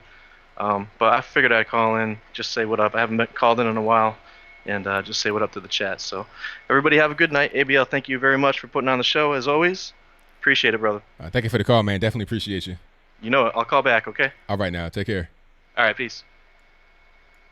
All right, thank you to my man Shrews for the call. Most certainly appreciate him. And shout out to everybody on the line. The number to call is 434-658-1220. I have a Skype email. If you want to get in through the little bottom left-hand corner of the screen right there, you can do that. And that's in the description box, so check it out. And did we got everybody Super Chat? I think we got everybody on Super Chat. So, hold on. Oh, shout out to Kevin Duggan who says, please help link channel Unite America First. Oh, that's my man. What's my name? Will Harris? Not Will Harris. Will Johnson. Shout out to my man Will Johnson from UAF. Good people. I got to call him, by the way. I got to ask him a question. But shout out to everybody in the chat. I thank y'all for being here. Let me get to my next call. All righty, El Michelle. Can you hear me? I cannot hear you talking if you're talking. So, can you hear me, El Michelle? I heard some noise. Hey, ABL. How are you doing? Everything's good. About yourself? Doing pretty good. I started my shows again. All right, you're back on it. I'm back on it. I just finished at 9, and one of the nice ladies said that she had seen me on your show a while back. And I'm off my hiatus, going into it like a storm, more like a stormtrooper. Very good. This stuff is ridiculous. What's going on? This illness Omar is really on my nerves. Wait, you say illness Omar? Illness Omar. Hopefully she's not contagious, but it looks like there's some really great Republicans going against her in her district for 2020. These girls are going to get wiped out and nobody will remember who they were. Yeah, pretty much. And I hope that happens sooner than later, because if it doesn't, they're going to be entrenched. It could be good for us, but it could be bad for us, because they could do some damage that affects us. Right now, the lovely Muslims in Minnesota ain't even trying to hear illness Omar right now, because she has done what they are not supposed to be doing, and that's adultery, is my understanding. Oh yeah, that's haram 100%. If she was in Somalia, them stones would be flying like race cars at her head for 100% certain. Yeah, and I think, like your last caller was just saying, it's like a mind control distraction from Epstein, but I have not forgotten about the Epstein case and all the people that he may or may not be connected to. It looks like some long tentacles on that octopus. Yeah, for real, it does.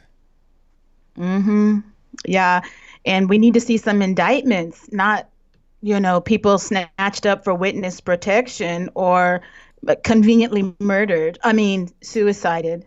Right, exactly. Yeah. So I just decided I'd call in and say hello. And I know I promised you that I would have you on my show. Yeah. I do have a Skype number now. Very good. Okay, there we go. I like that. But I'm available on Sundays when you're not on. So. Yeah, like that's my off days. You got to get some weekdays available. Like Thursday is great for me. I could probably do a little something special on a Sunday. I'll hit you up on Instagram and figure out what we might talk about. I think that YouTubers nowadays are more of a variety. When you want a walk and talk, you might, hop, skip, and jump to Christopher Wright. When you want some straight talk, you might jump over to ABL. When you want that spiritual Jesus stuff, you might see Unite America first. And then when you want a little bit of all of it, because I'm mixed, you might tune into me. And I do stuff like drop things, which is even more interesting. And I also have a playlist of me against the squirrels. I don't know if you got a chance to see my playlist about me against the squirrels. Actual squirrels. You were fighting squirrels. What happened? Did they attack you? Alvin and the Chipmunks managed to get into my chimney soffit, and I got about 14 videos of me on the roof and whatnot. But I defeated them successfully. They are no longer. What's that? I said I'm glad. Yeah, you got to check it out because my son even put his foot through the hole in the ceiling when we were in the attic. Oh wow. So, that's also fun. It's like Caddyshack. You know the movie Caddyshack? The Bill Murray movie when the Gophers were tearing up the golf course. Every time he turned around, another gopher showed up. You're playing whack-a-mole. Yeah, right. So I'm just saying, if sometimes you need a little break from reality, but I am straight up on the roof in my little tank top trying to fight some squirrels. And check it out on the Ask El Michelle YouTube channel. I'm the only Ask El Michelle YouTuber out there. You don't have to ask me how I defeated the squirrels. I'm gonna tell you, I defeated them squirrels. They are not in my soffit, messing up the house, messing up the attic. But that's all. I just want to say hi and thank you for taking my call. Thank you for coming. Definitely appreciate you. I'll hit you up on Instagram. All right now. Take care. Take care. Bye. All right. Shout out to Ask El Michelle. You guys go ahead and subscribe to her. I'll put a link right here in the description. Well, in the chat box, not the description. So I'll put it right there. Again, that is Ask El Michelle on YouTube. Search for her. She's also in the chat. So go ahead and follow her right now. Let's get her subs up. And let's get her, channel rocking and rolling. Now, I want to see something else. Oh, my man, Ask America First.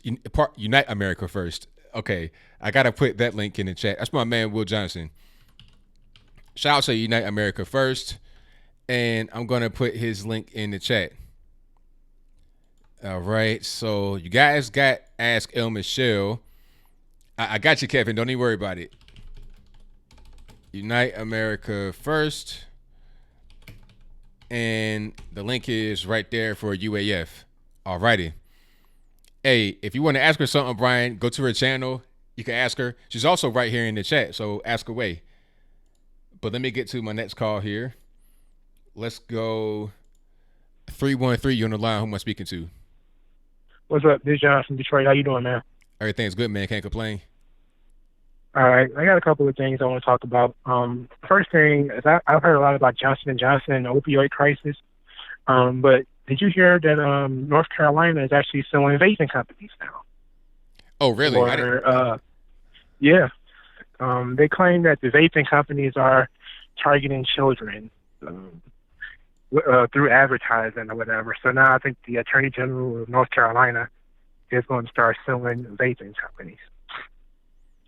Well, yeah, I mean, that could happen because I remember back in the day when they had the nicotine situation, when they changed the advertising, you couldn't have any more magazine ads or TV ads. Like they changed all of that altogether. So you couldn't target anybody with ads, let alone kids. And a lot of these vaping companies, they had quote unquote influencers, like 17-year-olds on Instagram doing tricks with the vape. They got it packaged in little ways that would attract young people, the jewel and stuff like that. So I see where they're coming from if it violates the whole tobacco thing, because these vape pens have nicotine in it. So if that's the case, then I see their point. But if not, then I'm not really sure how that case is going to go forward. From the small Fox Business clip that I saw, that's pretty much what he was saying is, the flavors and the packaging is very colorful, and they use, and companies, these are basically like stores, allow underage people to buy it because it's not nicotine.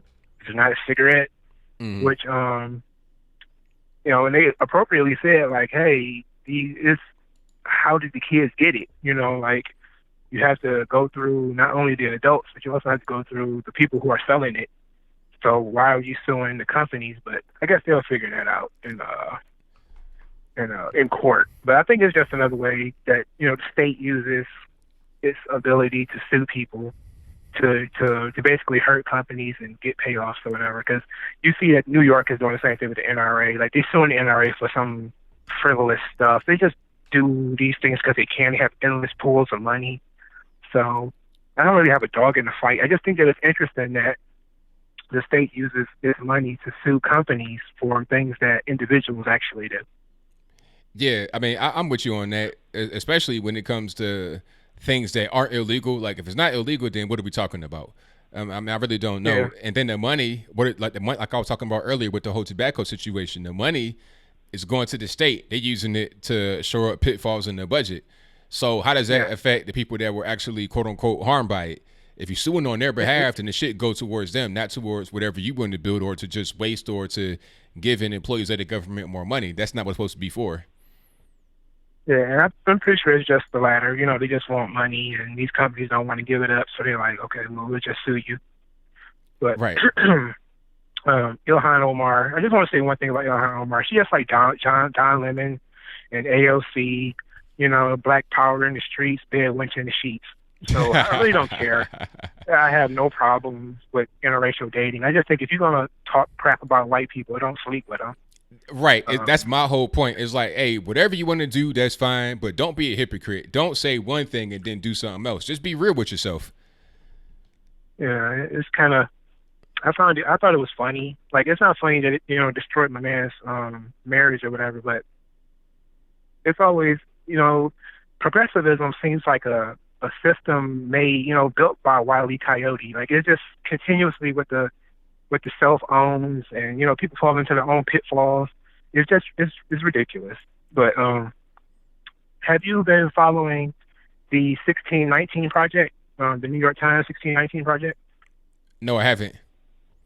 All right, so the 1619 Project is it's a proposal by the New York Times where they're going to reframe American history to the year 1619 when the first slaves were brought to the shores of the United States. And I didn't read it because it's like 100 pages of like poems and essays and stuff like that. But I knew if it was being published by the New York Times, it was going to be a bunch of bunk anyway. But so I basically waited for all the responsible historians and all that to do reviews. And the central theory is called the King Cotton theory. Have you ever heard of this? Yeah, like basically where like the whole economy was based on cotton. Yeah, and there was a libertarian economist, or he's a econo-historian. Ugh, I don't know, but whatever it is. But he, Ed Baptist is the, I think he's a black historian. But they basically call it's a new subfield of economics. It's called the New History of Capitalism, which essentially says that all American capitalism is born from slavery. And basically the King Cotton theory is the central point of it all, that all of America's production and industry is born from slavery. And there was a econo-historian or whatever who basically said that that's a pro-slavery argument, that you had plantation owners who would make that argument when they were arguing slavery. They would say that, a large part of the economy was slavery, so you can't destroy slavery. Like, if you get rid of slavery, you will lose all this money or whatever. And and he basically said that was, like, it's weird that you see progressives making pro-slavery arguments that slavery was better than people being free. And like I said, progressivism just seems to be a thing that came from the Acme Corporation. Like, it's hilarious that, everything is real bizarre. But I wasn't too worried about that. Like, I knew that people try to reframe slavery all the time. It's basically a hat tip to ADOS because, you know, their whole thing is reparations and, you know, you wouldn't have an America without slavery and all that stuff. But I was more bothered by the fact that almost the moment that it became available to read, it was already repackaged for teachers to teach this stuff in the classroom before it had even gotten properly vetted. So, like, before, again, any of the responsible economic historians got to read it and look through it or whatever, it was already being pushed onto teachers, and it's going to be pushed onto kids. So, yeah, that's not good. 'Cause you could put pretty much anything in there. They could say whatever they want, however they want to say it, and they can also frame it however they want to frame it. Mm-hmm. You just put that out there in the wild, and then say, hey, you know, teach the kids this. It's like, wait a minute, let's slow down a little bit. Let's kind of go through it first and make sure we're being responsible. Nope, let's not do that. I mean, that's basically how they do things. They package things directly for teachers, and then of course, because the teachers, you know, have this guilt trip, they just, and anybody who basically criticized the project was basically called an old white man, an old white racist, and I think Rush Limbaugh probably said something about it. It wasn't Rush Limbaugh. I'm sorry. It might have been Newt Gingrich. One of the two said something about it, and pretty much they just became the face of this is what, you know, Newt Gingrich / Rush Limbaugh doesn't want you to know about history, even though it's false. Right. But whatever. It's just a lot of false information that gets floating around. But there's another thing I wanted to talk to you about. Have you heard about the corruption in the UAW? No. Okay, so here in Michigan, the UAW bosses have gotten caught taking kickbacks from Chrysler and Ford. I mean, unions are operating like the mob. I mean, who would have thunk it, right? But who would have thunk that union bosses are acting like the mob? I mean, who would have? But basically, two very high-ranking UAW members have been caught stealing money from pensions and stealing money from the workers and taking kickbacks from the corporations. And it's really ugly. And I've been arguing with people for the last week over unions because they don't really understand. Like, a lot of progressive ideas are born straight out of racism. Unions was a worker protection program to protect white people from black people getting jobs. It's the same thing with the minimum wage, same thing with occupational licensing. Just like Margaret Sanger and Planned Parenthood was originally racist. All these progressive ideas, which actually ties into the 1619 Project, because they say, well, you know, America is racist before it was a country because of slavery. But they don't have that same mentality towards job-killing things like unions and the minimum wage, which are racist. And you can actually find Samuel Gompers from the AFL making racist statements, and Margaret Sanger making racist statements. And, you know, you got black people walking around with Che Guevara T-shirts on. He was a racist. And apparently progressive racism doesn't matter. It only matters when you can imagine it and, you know, have Ta-Nehisi Coates put it together and make it sound like cotton candy. So it's real nonsense. And I think that's the real legacy of Jim Crow. Like, you want to talk about the legacy of Jim Crow destroying Black America, the progressivism, things like unions and the minimum wage make it very difficult for Black people to find jobs, especially young Black people, young, you know, teenagers and stuff. It's very difficult for them to find jobs and keep jobs. That's right. And these things were put in place to do just that, and they succeeded. So it's strange, but a lot of Black people have been indoctrinated into just accepting that. And this ties into the last thing I want to talk about, which is the census. I went to 2 days ago. I went to a talk that Eric Holder was had in Focus Hope in Detroit, and he was talking about, you know, the census and quote unquote everybody needs to be counted. And I really wasn't paying much attention until he started talking about federal money being dispersed based on the populations of the states, right? Mm-hmm. And I knew that. I already know about representatives and stuff like that. I already know because I got a master's degree. But I didn't think about the federal money. And then it occurred to me that they want illegal immigrants to count on the census to get more money from the federal government. Yep. So it's basically the 3/5 clause of the Constitution all over again, except for now it's not slaves, it's illegal immigrants. We're going to count our illegal immigrants as citizens so that we can get more money from the federal government. You got it. You got it.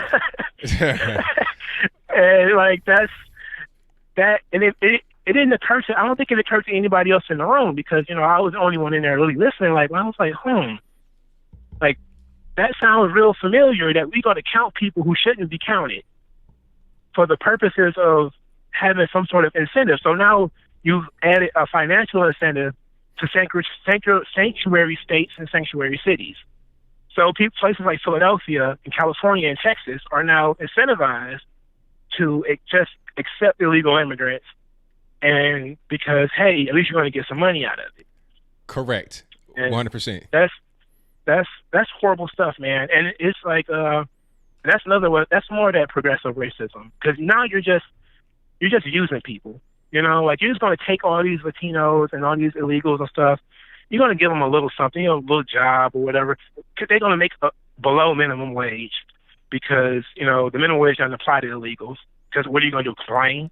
So, and then the first thing they think of when they think of illegals is who's going to mow your lawn? Who's going to watch your kids? Oh, Obama said the fruit pickers and bed makers. Yes, that's your thought. It is almost like an Indian caste system where you're going to bring these people over here to sweep your streets and, like you said, pick strawberries and make money off of them when the census come around. And that's disgusting. That's even worse than, hey, send them home. At least we're telling them, hey, we're not going to use you and turn you into an ATM. Like we have entire industries now that are running off of illegal immigration. Like there's so many NGOs that now exist to quote unquote teach migrants their rights. And there's tons of them here in Michigan too. Like they're all over the radio about, and they make plenty of money. Just getting money to quote unquote teach immigration rights and all this. Like, come on, man. Like we see the same thing with the homeless. They're just turning different minority groups and desperate people into ATMs, and it's kind of disgusting if you sit down and you really think about it. Hey, I'm with you on that, man. But hey, that was a great call. You got to keep calling back, man. Thank you for the call as always. Definitely appreciate you. No problem, man. All right, now take care. Peace. Great call. Hey, the whole thing about the illegals coming to your particular place, your state, your city, or whatever, and they're counting, on the census. That's why the left does not want to have that question on the census. Are you here legally? Are you a citizen? No, they don't want that. They want you to be able to be counted. It don't matter if you're undocumented. You know what I'm saying? See how they play the games? Because they want to get that money. Because they know if the census shows people that are not here legally, that could affect their monies. They don't want that to happen. They're trying to get that money. That's part of the reason why the homeless situation is like the way it is in California. Okay. They're talking about the jails in California were like not suitable. And if you don't, they were overcrowded. And if you don't have the jails be less crowded, you'll get less money. So rather than just building more jails, you just put them on the street. And also a lot of these NGOs have a financial incentive to have people on the street, homeless and strung out on dope. All right. The pooper scoopers. Like I said in the beginning, do you know you can make over $100,000 per year as a pooper scooper? You understand? Like, if you don't know what that is, basically in San Francisco and parts of LA and other places in California where you have a big time homeless population and also people that are on drugs, mentally ill, they're defecating on the ground. And there's big swaths of area in these places, in these cities where you got human waste on the floor, on the streets. And it's toxic. They got all kind of diseases, HIV, hepatitis, typhus, plague. And that sewage can get into the water, into the ocean, into the beach or whatever. That's a different story. People are paid to scoop that stuff up. Hazmat, whatever. they get paid $100,000 plus per year. I think it's like 75,000 base, but with bonuses, you can get up to like 125,000 for one person to clean up poop and needles. So if they're getting paid that kind of money, that's a whole career. You could put kids through college on that, even in California. So maybe they don't want to have the homeless, quote unquote, crisis end either. But I digress. Let's get to the next call. All right, let's go to 470. You know, line. Who am I speaking to? Hello. Hey, Anthony. How you doing? I'm okay. How are you? Oh, good, Anthony. I ain't spoke to you in a month of Sundays, Anthony, but I'm here now, Anthony. That's great. That's fantastic. I got you back. How you been, Anthony? Everything's been great. Can't complain. I heard you got swatted. What was you doing in Atlanta in the SWATs, Anthony? Hey, I didn't do nothing. Somebody trying to play a prank, and then they called the police. But it's all good. Nothing happened. They called the police on you when you was in the AAPD came, and what they do to you, Anthony? They knocked on the door, and I came outside, and it was over in like 3 minutes. Well, I don't know what to say about that, Anthony. I just can't be a minute, man. But anywho, how you been doing, anywho, Anthony? You been okay, Anthony? Yes, I have been. I've been perfectly fine. That's good, Anthony. You know my girl Stacey, she finna be a senator down here in Georgia, Anthony. Stacey Abrams? That man, he retired today. He said I guess he's just sick of something. I don't know. He's gonna get on the drink, Anthony. So you might as well just go and join the team, Anthony. So is she going to get elected or what? Is she going to get appointed? What's going to happen with her?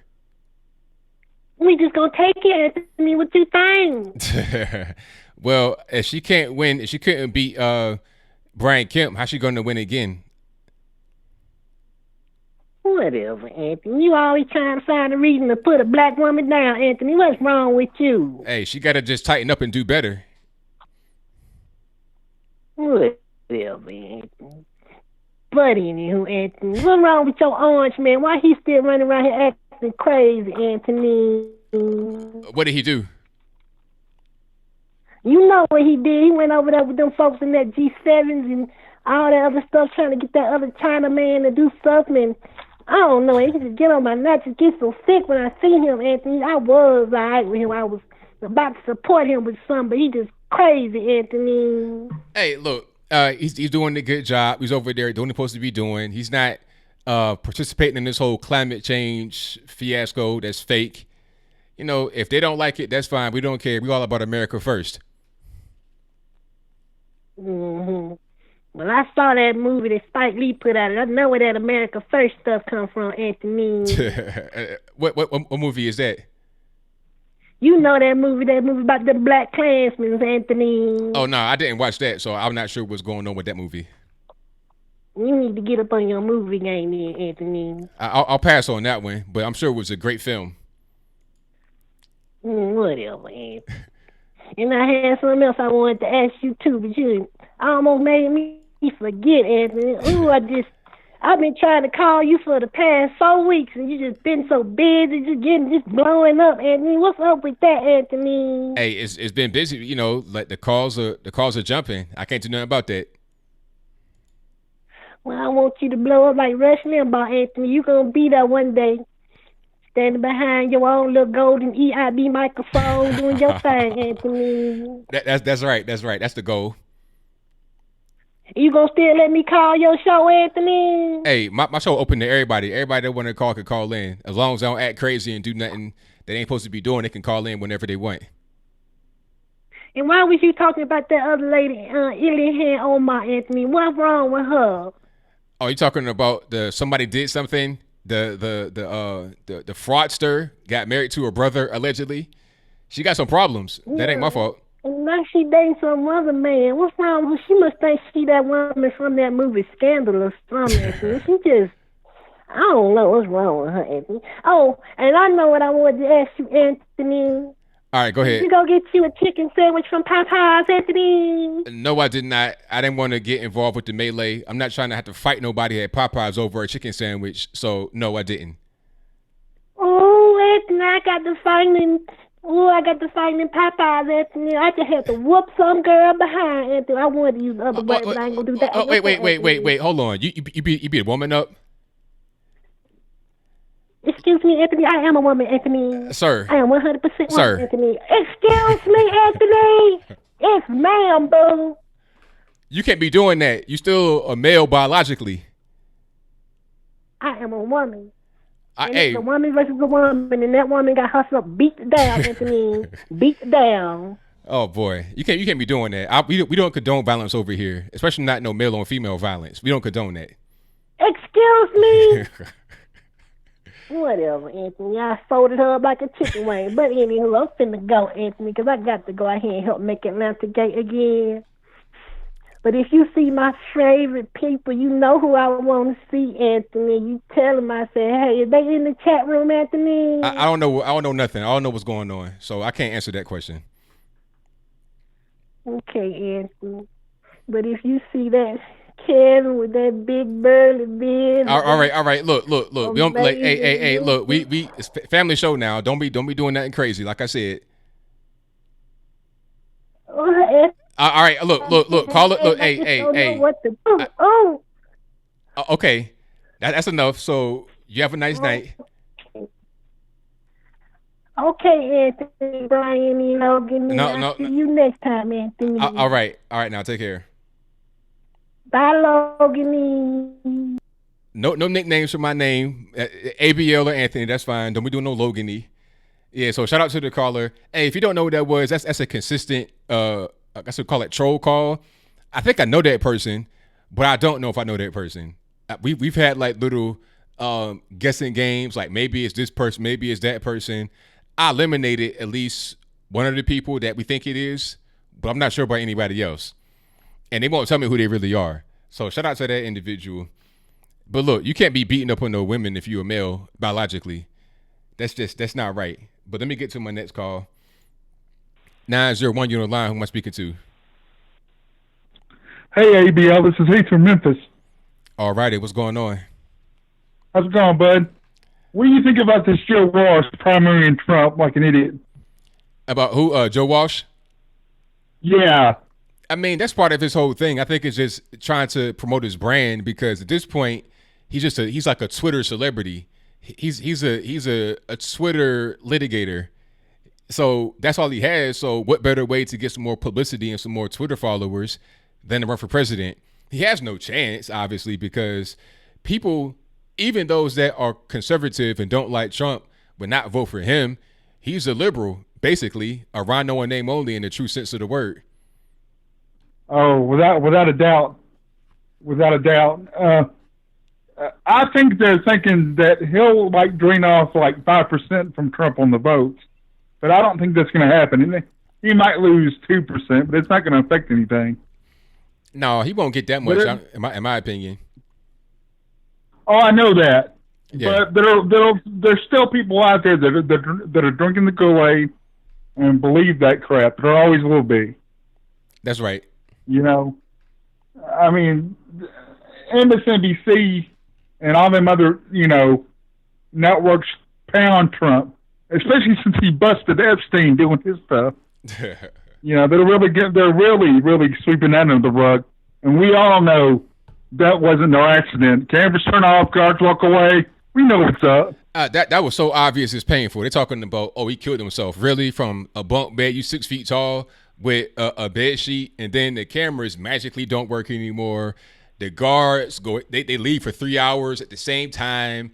I mean, come on. That's so obvious. It's crazy. Anybody could see that. Oh, definitely. And they're like, well, he did a backflip off the top ducking on yourself. How? There ain't nothing to tie. Man, they went in there and strangled that thing. You know what I mean? Yeah, they choked him out right away. They choked him out.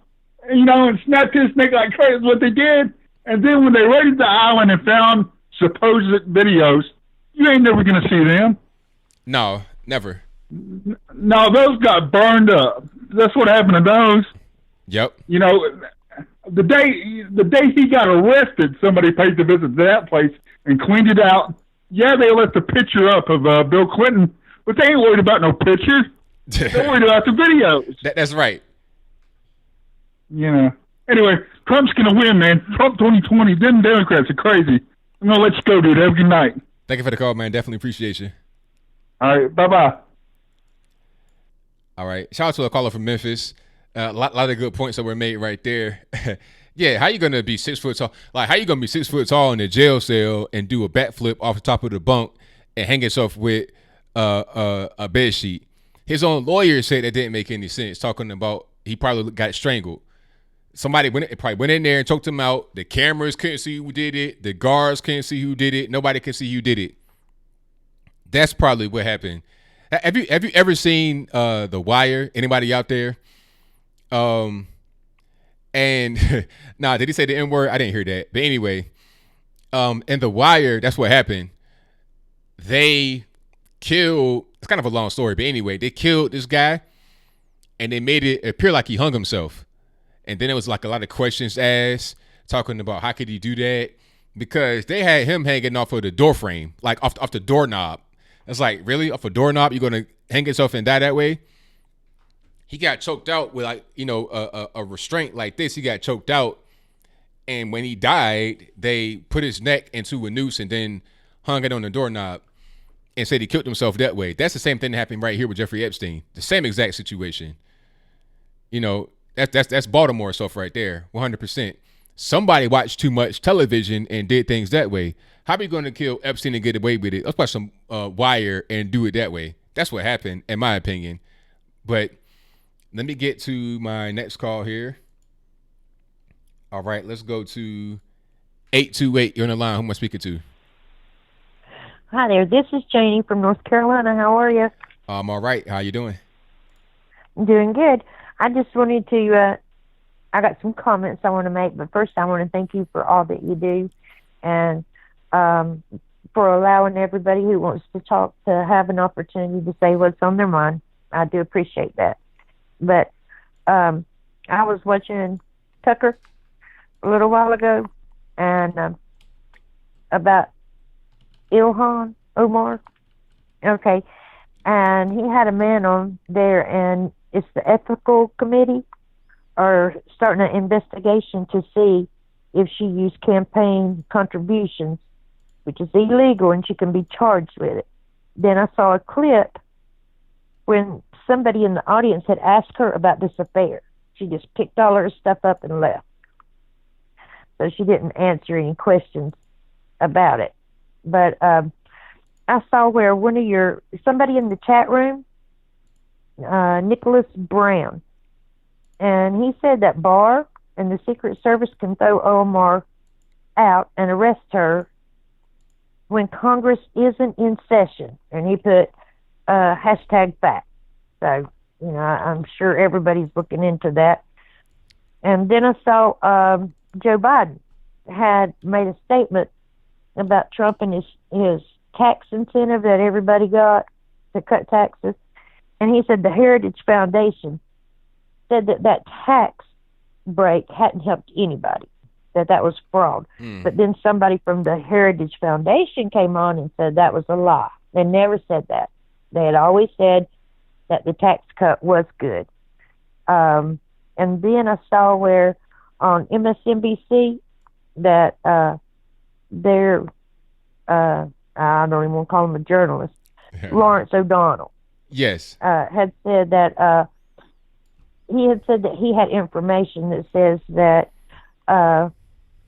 that Trump had the Russian oligarch to co-sign some of his loans, and Trump's lawyer had sent a letter to the head president of MSNBC and told him that it wasn't true, and that if they didn't want further implications, that he must retract what he said and apologize to the president, which he did. He did. You know, the next month. Yeah. And you were talking earlier about San Francisco, and one of your guys in the chat room, NoCal on the right, says that San Francisco gets federal tax money for the homeless at $14,000 per person who is homeless and disabled, including drug addicts, and then $8,000 per person who are just homeless.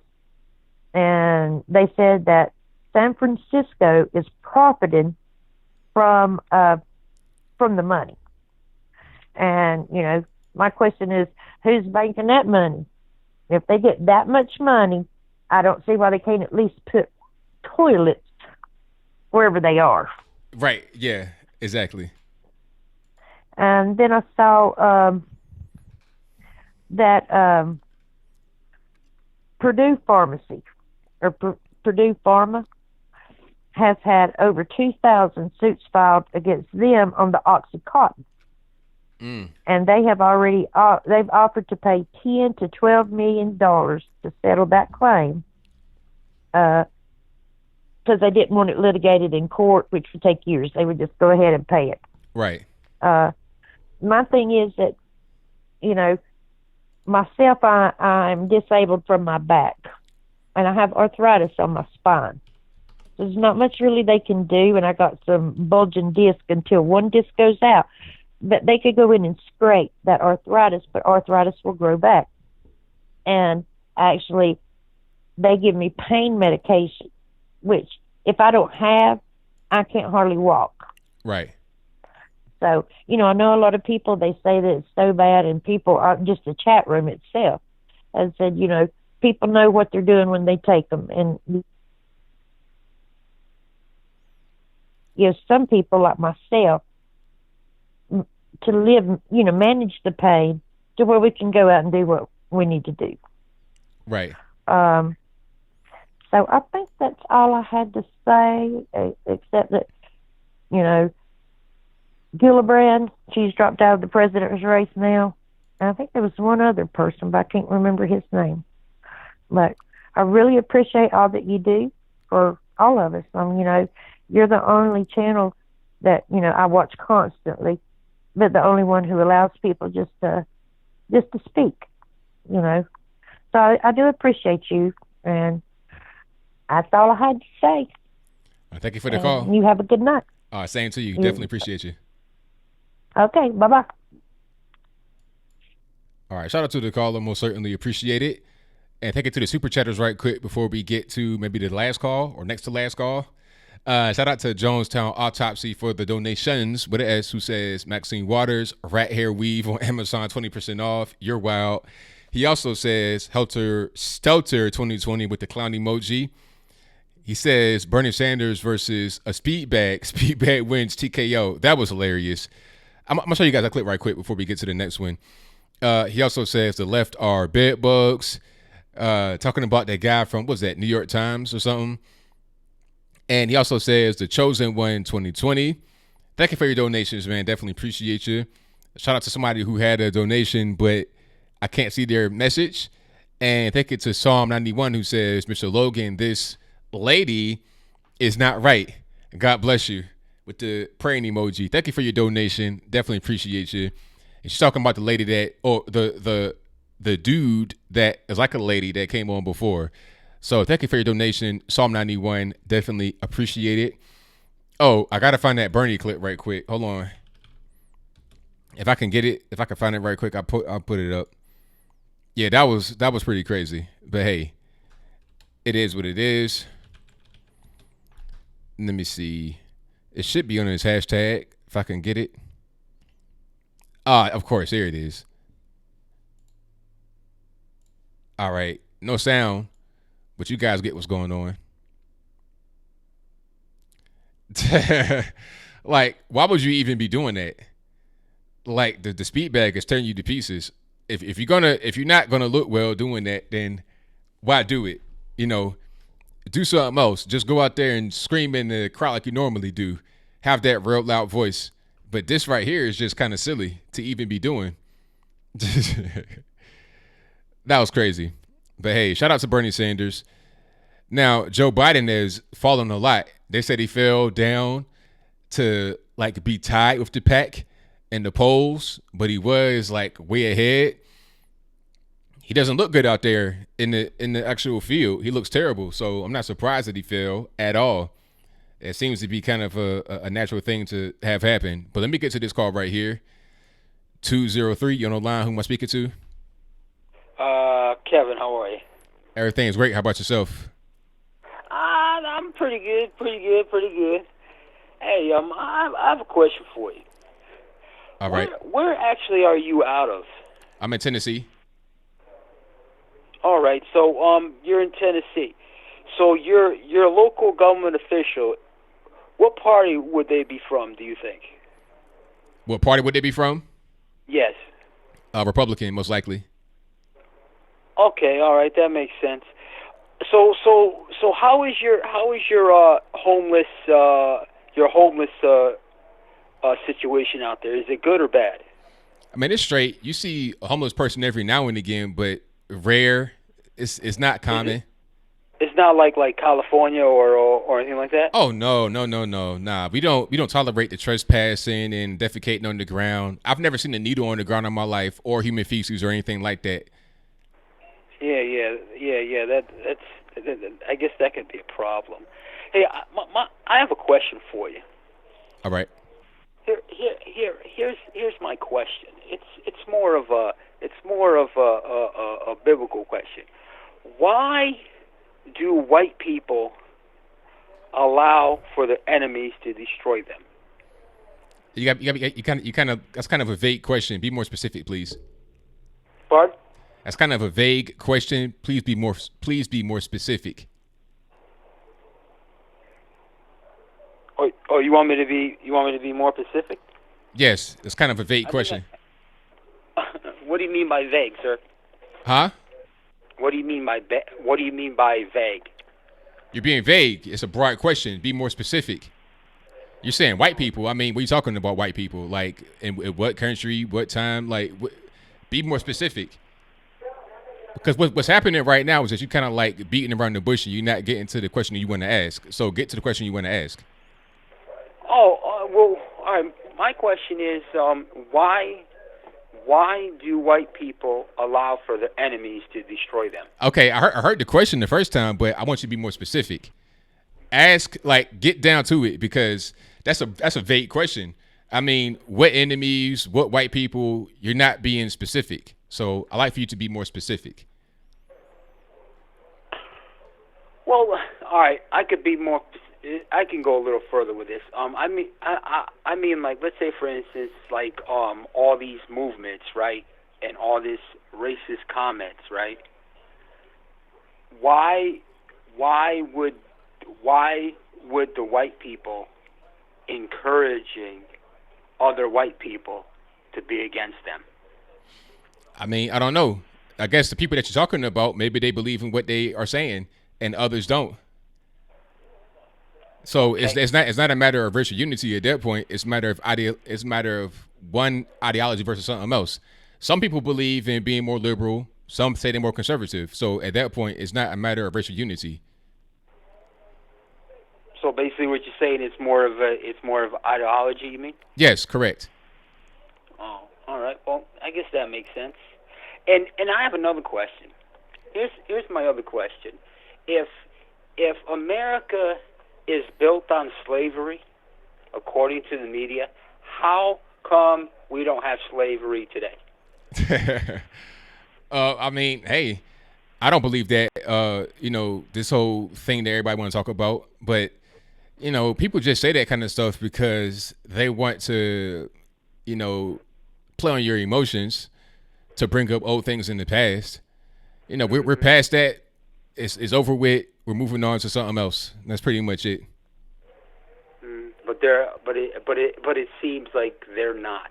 And the thing with and another thing too is that all these policies that they're doing on the left side that they're coming up with in these campaigns, they make no sense, because when you get down to a $15 minimum wage, right?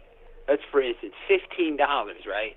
That means that every employer cannot give every employee overtime. That means there's no one in that cabinet that is working overtime because they can only afford for that employee to work only 40 hours.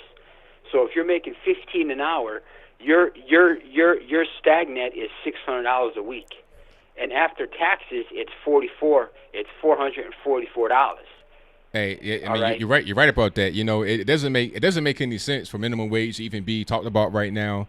All these things are just, you know, some of the leftist. Hold on. Let me finish. A lot of these things are just kind of like leftist policies that they kind of dream up out of nowhere. But I don't mean to cut you off, but I'm sorry. I'm at the end of my show right now. I got to wrap up. So thank you for the call. I definitely appreciate you. All right. Well, you have a good evening, sir. I'm sorry to. It's all good, man. Thank you for the call.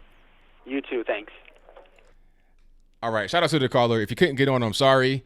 I see a couple calls in the queue, but I got to go. I got to be punctual with my time off here. And if you couldn't get in, or if you want to call again next time, please feel free to do so. You guys know the number. You guys know where I'll be. Hold on. Did I freeze up? I think I'm good. But, yeah. I will be back streaming again live on Saturday. And, of course, I'll be back here again Wednesday. I'm here every Wednesday and Saturday from 9. Not 9. I'm kind of distracted by this because it's kind of like off. I'm here every Wednesday and Saturday from 8 p.m. Eastern to 11 p.m. Eastern. And that's all I got for now. So shout out to the moderators. I thank y'all for doing what y'all do at a time. Definitely appreciate you. You guys do a fantastic job. And who do we got in the mod squad? We got Liza Jean. We got Shreebs. We got T-Pain. Bill from the Hills. Ansel.